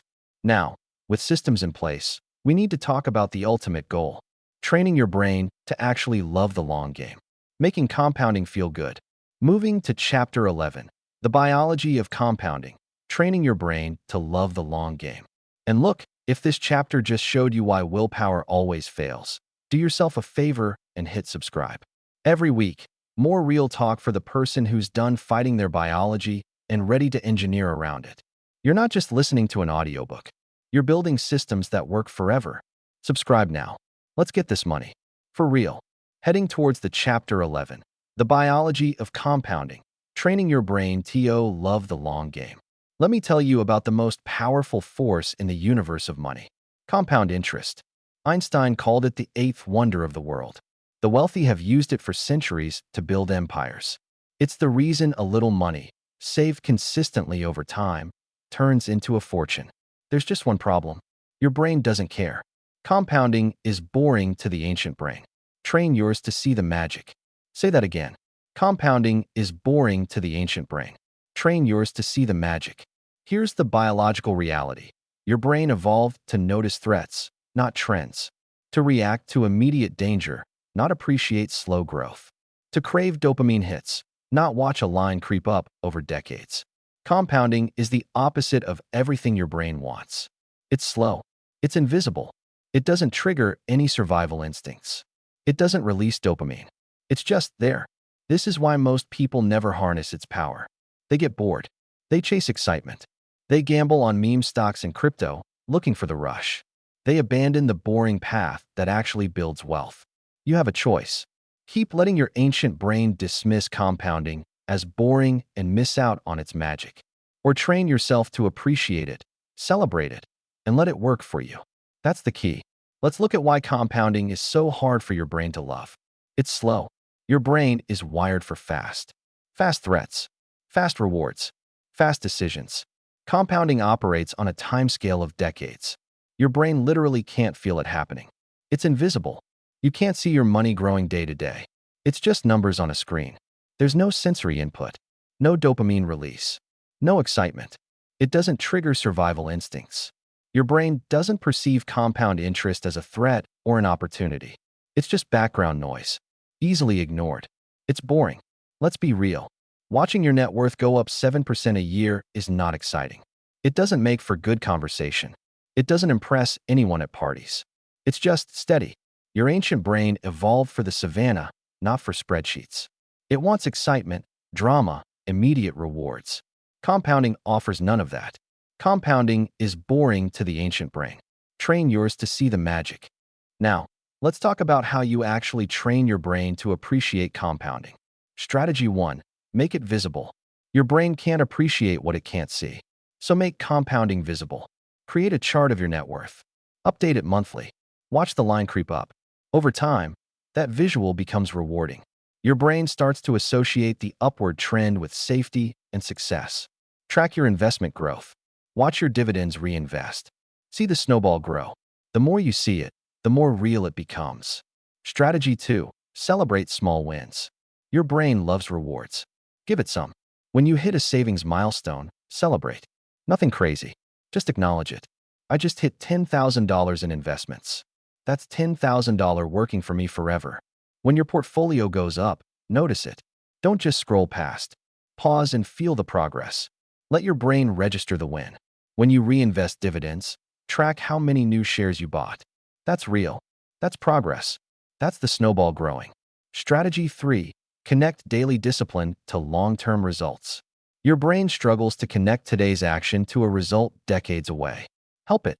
Every time you save money, remind yourself what that money will become. $50 today is $500 in 30 years. $100 today is $1,000 in 30 years. Make the connection real. Every time you resist an impulse purchase, do the same. Not spending this $100 today means $1,000 for future me. Connect the discipline to the result. Strategy 4. Use visual timelines. Draw a timeline from now until retirement. Mark where you are. Mark where you want to be. Each month, move the marker forward. See the progress. Feel the momentum. Strategy 5. Find joy in the boring. This is the ultimate shift. Learn to actually enjoy the boring consistency. Take pride in showing up, month after month, year after year. Find satisfaction in the steady accumulation. Make the boring beautiful. Compounding is boring to the ancient brain. Train yours to see the magic. Let me give you a real-world example of how this training works. Meet David. David started investing at 25. He put $500 a month into index funds. For the first few years, nothing much happened. His portfolio grew slowly. $6,000, $12,000, $20,000. David was bored. He thought about chasing hot stocks, just to feel something. Then he started tracking visually. He created a chart and updated it every month. He watched the line creep up. It wasn't exciting, but it was something. He started celebrating milestones. $25,000, $50,000, $100,000. Each one felt like a win. His brain started to associate the growth with reward. He connected his daily discipline to the long-term result. Every time he saved, he calculated what that money would be worth at retirement. $50 today is $500 then. The connection became real. 10 years later, David's portfolio was at $200,000. 15 years later, $400,000. 20 years later, $800,000. David wasn't bored anymore. He was fascinated. He could see the snowball growing. He could feel the momentum. He had trained his brain to love the long game. It's not about getting rich quick. It's about getting rich for sure. Now, let's talk about the science behind this training. Neuroplasticity means your brain can change. The neural pathways that find compounding boring can be rewired. You can literally train your brain to appreciate slow, steady growth. Every time you notice your progress, you strengthen those pathways. Every time you celebrate a milestone, you reinforce them. Every time you connect daily discipline to long-term results, you build them. Over time, the boring becomes rewarding. The long game becomes the only game. Compounding becomes its own reward. The wealthy have trained their brains this way. They don't need excitement. They don't need dopamine hits. They find satisfaction in the steady accumulation. They love the boring. You can too. Compounding is boring to the ancient brain. Train yours to see the magic. Let me give you a practical exercise you can start today. The net worth tracker. Create a simple spreadsheet. List all your assets. List all your debts. Subtract. That's your net worth. Update it once a month. Every month, without fail. Watch the line. Over months, it will go up and down. Over years, it will trend up. Over decades, it will soar. This one practice will transform your relationship with money. It makes the invisible visible. It connects daily discipline to long-term results. It trains your brain to love the long game. It's not about the number. It's about the practice of watching it grow. You are strong. You are intelligent. You are the master of your own world. You don't need anyone's permission to train your brain. Let me give you your action plan for this chapter. Real talk. No fluff. Action 1. Create your tracker. Today, right now, create a net worth tracker. Spreadsheet, app, notebook, doesn't matter. Just start tracking. Action 2. Schedule your updates. Put a recurring reminder on your calendar. First of every month. Update your tracker. Make it a ritual. Action 3. Celebrate the wins. When you hit a milestone, acknowledge it. $10,000. $25,000. $100,000. Celebrate. Your brain needs the reward. Action 4. Connect the dots. Every time you save or invest, remind yourself what that money will become. $50 today is $500 in 30 years. Make the connection real. Compounding is boring to the ancient brain. Train yours to see the magic. This is the truth. Your brain wasn't designed to appreciate slow, steady growth. But it can learn. You can train it. You can rewire it. The wealthy have done this. They've trained themselves to love the long game. They find satisfaction in the boring consistency. They let compounding work its magic. Now you can too. Track your progress. Celebrate your wins. Connect the dots. Train your brain to see the magic. The snowball is rolling. Let it grow. Now, with your brain trained to love compounding, we need to talk about the ultimate outcome. The calm investor. The person who stays rational when everyone else is losing their mind. Moving to Chapter 12. The calm investor. How to stay rational when everyone else is panicking. And look, if this chapter just showed you how to train your brain to love the long game, do yourself a favor and hit subscribe. Every week, more real talk for the person who's done being bored by boring and ready to see the magic. You're not just listening to an audiobook. You're rewiring your brain for wealth. Subscribe now. Let's get this money. For real. Moving over to Chapter 12. The calm investor and how to stay rational when everyone else is panicking. Let me tell you about the rarest and most valuable quality in all of finance. It's not intelligence. It's not inside information. It's not even patience. It's calm. The ability to stay rational when everyone else is losing their minds. In a world of panic, calm is the ultimate competitive advantage. Say that again. In a world of panic, calm is the ultimate competitive advantage.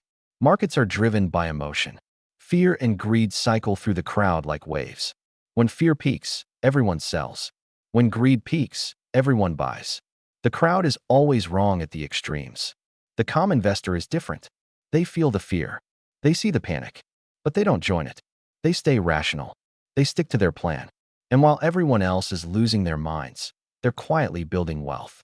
You have a choice. Join the panicking crowd and lose with them. Or cultivate calm and win while they lose. That's the key. Let's look at what happens during a market panic. The market drops 20%, then 30%. News anchors are screaming. Social media is on fire. Your friends are panicking. Everyone is selling. Your amygdala screams sell. Your cortisol spikes. Your heart races. You want to run. You want to make it stop. The crowd is selling. The crowd is panicking. The crowd is certain the world is ending. But here's what the crowd doesn't know. This is exactly the wrong time to sell. This is the time to buy. This is when fortunes are made. The calm investor knows this. Not because they're smarter, because they've trained themselves to stay rational when others can't. The calm investor buys when others are selling. When the market crashes, they see opportunity, not disaster. They see lower prices, not losses. They see the chance to buy assets on sale. While everyone else is panicking, they're calmly deploying cash. While everyone else is selling, they're buying. While everyone else is locking in losses, they're positioning for gains. The calm investor holds when others are panicking. They don't need to sell. They have margin. They have reserves. They have a plan. They can wait out the storm. They know that markets recover. They always have. They always will. The only way to lose is to sell. The calm investor waits when others are chasing. When the market is euphoric and everyone is buying, they don't join. They don't chase. They stick to their plan. They rebalance. They take profits. They wait for the next opportunity. They know that greed is just as dangerous as fear. They don't get caught up in the hype. In a world of panic, calm is the ultimate competitive advantage. Let me tell you about two investors. We'll call them Panic Pete and Calm Carla. Panic Pete is smart. He follows the news. He knows what's happening. When the market drops, he feels the fear. He reads the headlines. He listens to the pundits. He panics. He sells. When the market recovers, he's in cash. He missed it. When the market soars, he feels FOMO. He chases. He buys at the top. When it drops again, he panics again. He sells again. Pete has been investing for 20 years. He has nothing to show for it. The market has gone up, but Pete has gone nowhere. Calm Carla is also smart. She understands her biology. She has systems. She has a plan. When the market drops, she feels the fear. But she doesn't act. She pauses. She breathes. She remembers her plan. She does nothing, or better yet, she buys. When the market soars, she feels the greed. But she doesn't chase. She rebalances. She takes some profits. She sticks to her plan. Carla has been investing for 20 years. Her portfolio has grown. She's captured the market's returns. She's built wealth. Same market. Same volatility. Different emotional regulation. Different outcome. It's not about being smarter. It's about being calmer. Now, let's talk about how you actually become a calm investor. Step 1. Understand your biology. Know that your amygdala will scream during crashes. Know that your dopamine will fire during rallies. Know that these are biological reflexes, not rational signals. They don't require action. They just require acknowledgement. Step 2. Have a plan. Before the panic hits, have a plan. Write it down. When the market drops 20%, I will do nothing for 24 hours. Then I will review my asset allocation. If I have cash, I will buy. I will not sell. When panic hits, you don't have to decide. You just follow the plan. Step 3. Build margin. The calm investor has cash reserves. They have low expenses. They have systems that run without them. They don't have to sell at the bottom because they're desperate. They can wait.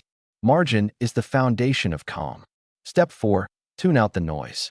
During panics, the news is toxic. Turn it off. Don't check your portfolio every hour. Don't read the doomsday headlines. The less noise you hear, the easier it is to stay calm. Step 5. Practice. Every small panic you survive builds the muscle. Every time you hold through a drop, you get stronger. Every time you buy when others are selling, you reinforce the behavior. Calm is trained, not born. In a world of panic, calm is the ultimate competitive advantage. Let me give you a real-world example of calm in action. Meet Marcus. March 2020. The market is crashing. COVID is spreading. The world is shutting down. Everyone is panicking. Marcus feels the fear. His portfolio has dropped 30%. It hurts. His amygdala is screaming. But Marcus has a plan. He wrote it years ago. When the market drops 20%, I will buy. When it drops 30%, I will buy more. He has cash reserves. He's been saving for exactly this moment. While everyone else is selling, Marcus is buying. He's calm. He's systematic. He's following his plan. 6 months later, the market recovers. Then it soars. Marcus's portfolio is higher than ever. He bought at the bottom. He captured the recovery. Marcus didn't predict the crash. He didn't time the bottom perfectly. He just stayed calm and followed his plan while everyone else panicked. That's the calm investor. It's not about being right. It's about not being wrong with everyone else. You are strong. You are intelligent. You are the master of your own world.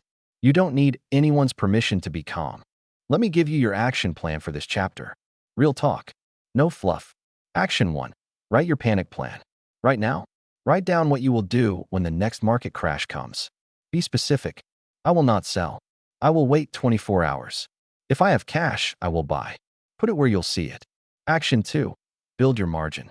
If you don't have cash reserves, make that your priority. 6 months of expenses minimum. Margin is the foundation of calm. Action 3. Create your noise filter. Identify your biggest sources of panic-inducing noise. Turn them off. Unfollow. Mute. Block. Protect your calm. Action 4. Practice the pause. Every time you feel financial fear, practice the pause. Breathe. Wait. Don't act. Build the muscle. In a world of panic, calm is the ultimate competitive advantage. This is the truth. Markets will always panic. Crowds will always lose their minds. That's not going to change. But you can be different. You can be calm. You can be rational. You can be the one who buys when others sell and holds when others panic. That calm will compound into wealth just as surely as interest does. Be the calm investor. Win while others lose. Now, with calm as your superpower, we need to talk about the final piece. Rewiring your brain for wealth. Practical exercises that change your neural pathways and make all of this automatic. Moving to Chapter 13. Rewiring for wealth. Practical neuroplasticity exercises. And look, if this chapter just showed you the power of calm in a world of panic, do yourself a favor and hit subscribe. Every week, more real talk for the person who's done panicking with the crowd and ready to stay calm and win. You're not just listening to an audiobook. You're building the ultimate competitive advantage. Subscribe now. Let's get this money. For real. It's time for the Chapter 13, that is, Rewiring for Wealth. Practical neuroplasticity exercises. Let me tell you the most hopeful truth in all of neuroscience. Your brain can change. It's not fixed. It's not stuck with the patterns you have today. You can literally rewire your neural pathways to make better financial decisions automatically. This is neuroplasticity, the brain's ability to reorganize itself, form new connections, and strengthen the pathways you use while weakening the ones you don't. You can't change your brain overnight, but you can change it. Say that again. You can't change your brain overnight, but you can change it. Everything we've talked about in this book, the amygdala hijack, the dopamine trap, loss aversion, present bias, the cortisol cascade, these are not permanent. They're patterns, and patterns can be changed. You have a choice. Stay stuck with the brain you have and keep making the same mistakes, or do the work to rewire it and transform your financial future. That's the key. Let's talk about the practical exercises that actually rewire your brain for wealth. Exercise 1. Meditation. This is the foundation. Meditation strengthens the prefrontal cortex, your brain's CEO, the part that plans, controls impulses, and makes rational decisions. It also shrinks the amygdala, making you less reactive to stress. 10 minutes a day. That's all it takes. Sit quietly. Focus on your breath. When your mind wanders, and it will, bring it back. That's a rep. That's strengthening your prefrontal cortex. Studies show that regular meditation increases gray matter in the prefrontal cortex and decreases gray matter in the amygdala. You're literally building the part of your brain that builds wealth and shrinking the part that panics. Exercise 2. Journaling. Writing about your financial emotions processes them before they become decisions. When you journal, you externalize the fear, the greed, the FOMO. You see it clearly. You take its power away. Try this. Once a week, write about your financial life. What's stressing you? What are you excited about? What mistakes did you make? What did you learn? Don't judge. Just write. Get it out of your head and onto paper. You'll be amazed how much clearer you think. Exercise 3. Visualization. Remember present bias? Your brain doesn't feel connected to your future self. Visualization fixes that. Spend 5 minutes a day imagining your future self. See them clearly. What do they look like? Where do they live? How do they feel? What are they grateful that you did today? Make it real. Make it emotional. The more real your future self feels, the more your present self will make decisions that benefit them. Exercise 4. Small dose exposure. Your amygdala is afraid of market volatility because it's unfamiliar. The way to desensitize it is exposure in small, safe doses. Open a small investment account with money you can afford to lose. Watch it go up and down. Feel the fear. Practice the pause. Learn that volatility is normal.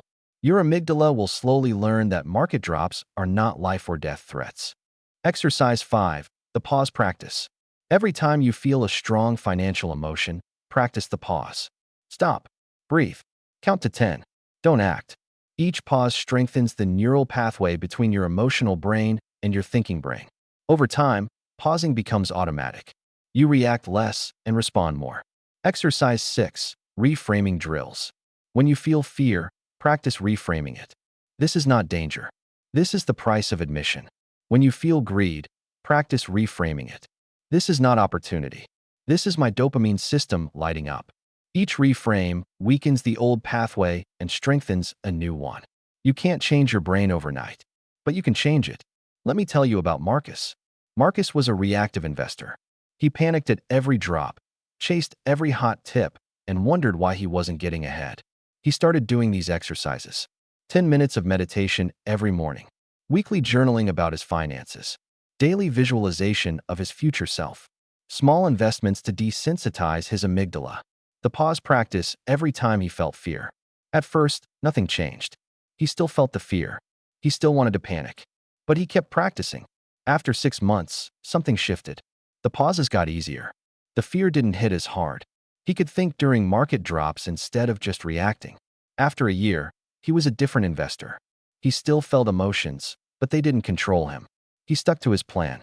He bought when others sold. He held when others panicked. Marcus rewired his brain, not overnight, but over time, and it transformed his financial life. It's not about being born with the right brain. It's about building it. Now, let's talk about the science behind why this works. Neuroplasticity means your brain is constantly changing based on what you do. The pathways you use become stronger. The ones you don't use become weaker. Every time you pause instead of panic, you strengthen the pause pathway. Every time you reframe fear as the price of admission, you strengthen the reframe pathway. Every time you visualize your future self, you strengthen the connection to that person. Over time, these pathways become your default. The old reactive pathways atrophy. You become a different person, not through magic, but through practice. The wealthy have been doing this for centuries. They've trained themselves to stay calm, think long-term, and make rational decisions. It's not that they're born different. They've just practiced different. You can too. You can't change your brain overnight, but you can change it. Let me give you a simple daily practice that combines all of these exercises. The 10-minute financial rewiring routine. Minute 1 to 2, breathe. Sit quietly. Focus on your breath. When your mind wanders, bring it back. This strengthens your prefrontal cortex. Minute 3 to 4, visualize. See your future self. Make them real. Feel what they feel. Let them guide you. Minute 5 to 6, journal. Write about one financial emotion you're feeling. Fear, greed, excitement. Just name it. Process it. Minute 7 to 8, reframe. Take one financial fear and reframe it. This is not danger. This is the price of admission. Minute 9 to 10, commit. Set one small financial intention for the day. Today I will pause before any decision. Today I will not check my portfolio. Today I will save $10. 10 minutes a day.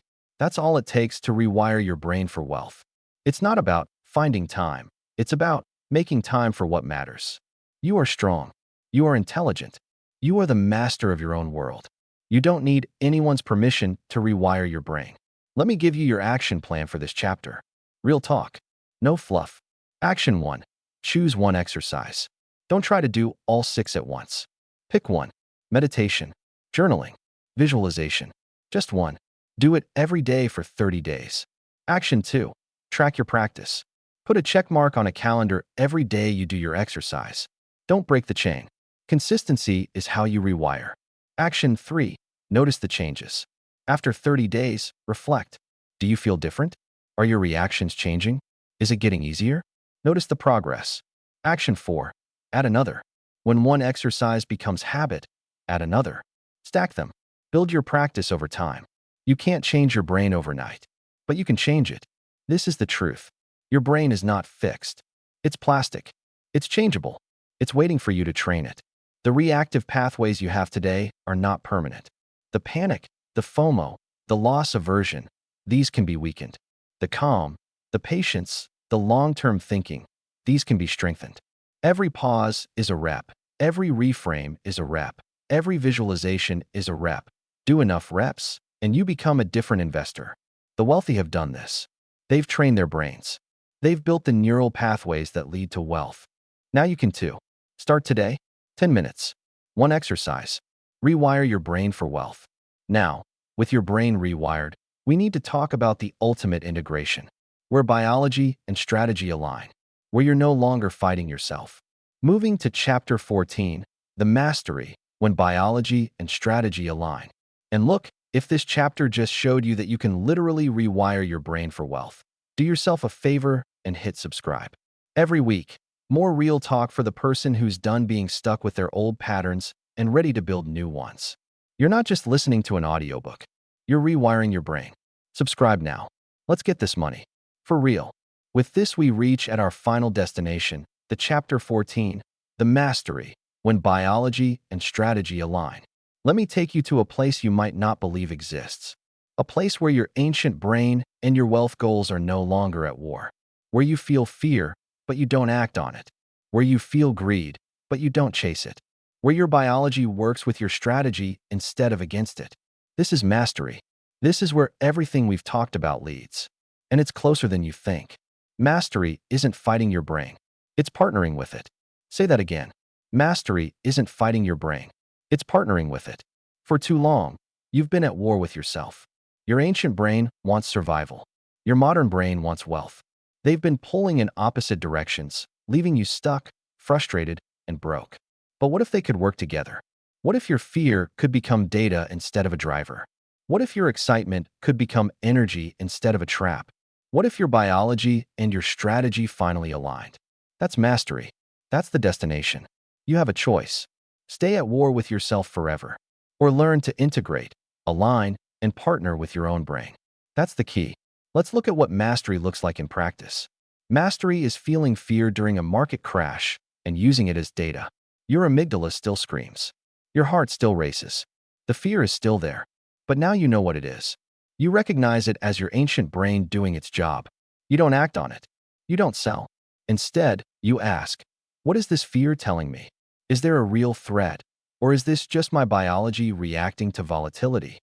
You use the fear as information, not a command. You stay calm. You stick to your plan.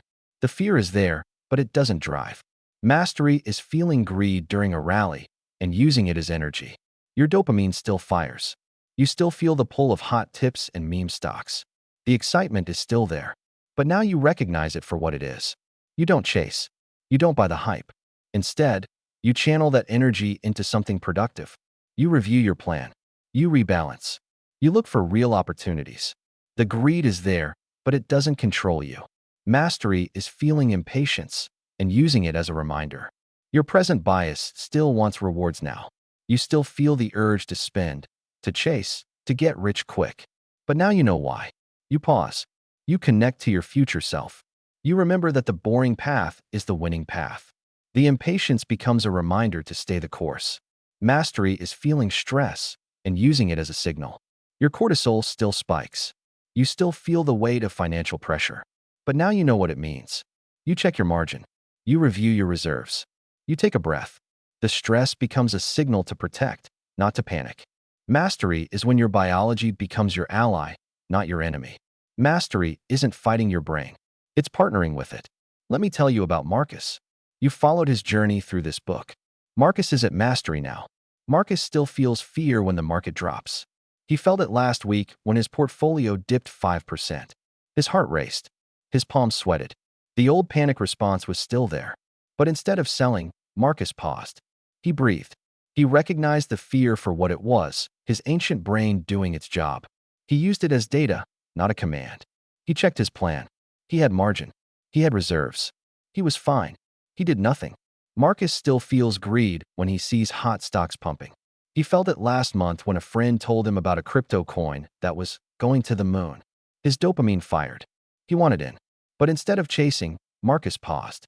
He recognized the greed for what it was, his dopamine system seeking a hit. He used it as energy to review his portfolio and rebalance. He stuck to his plan. He bought more of what was working. He ignored the noise. Marcus still feels impatience. He still wants to be rich now. But he connects to his future self. He visualizes the man he's becoming. He remembers that compounding takes time.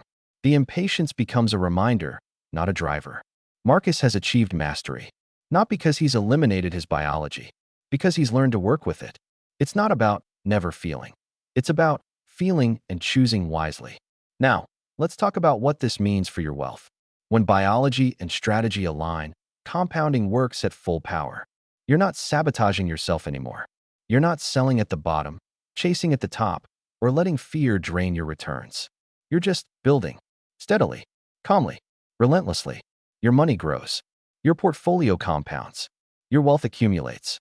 Not because you're smarter or luckier, because you've stopped getting in your own way. This is the magic. This is where wealth is built, not despite your biology, but because you learn to work with it. Mastery isn't fighting your brain. It's partnering with it. Let me give you a vision of what your financial life looks like at Mastery. You wake up calm. You know your numbers. You have margin. You have a plan. The market drops 20%. You feel the fear, but you don't panic. You check your plan. You rebalance. You might even buy more. You sleep fine. A hot tip comes your way. You feel the greed, but you don't chase. You smile, recognizing the dopamine trap. You stick to your strategy. You sleep fine. You look at your net worth tracker. The line is going up. Slowly, steadily, inevitably. You feel satisfaction, not excitement. You know this is how wealth is built. You think about your future self. They're grateful. They're free.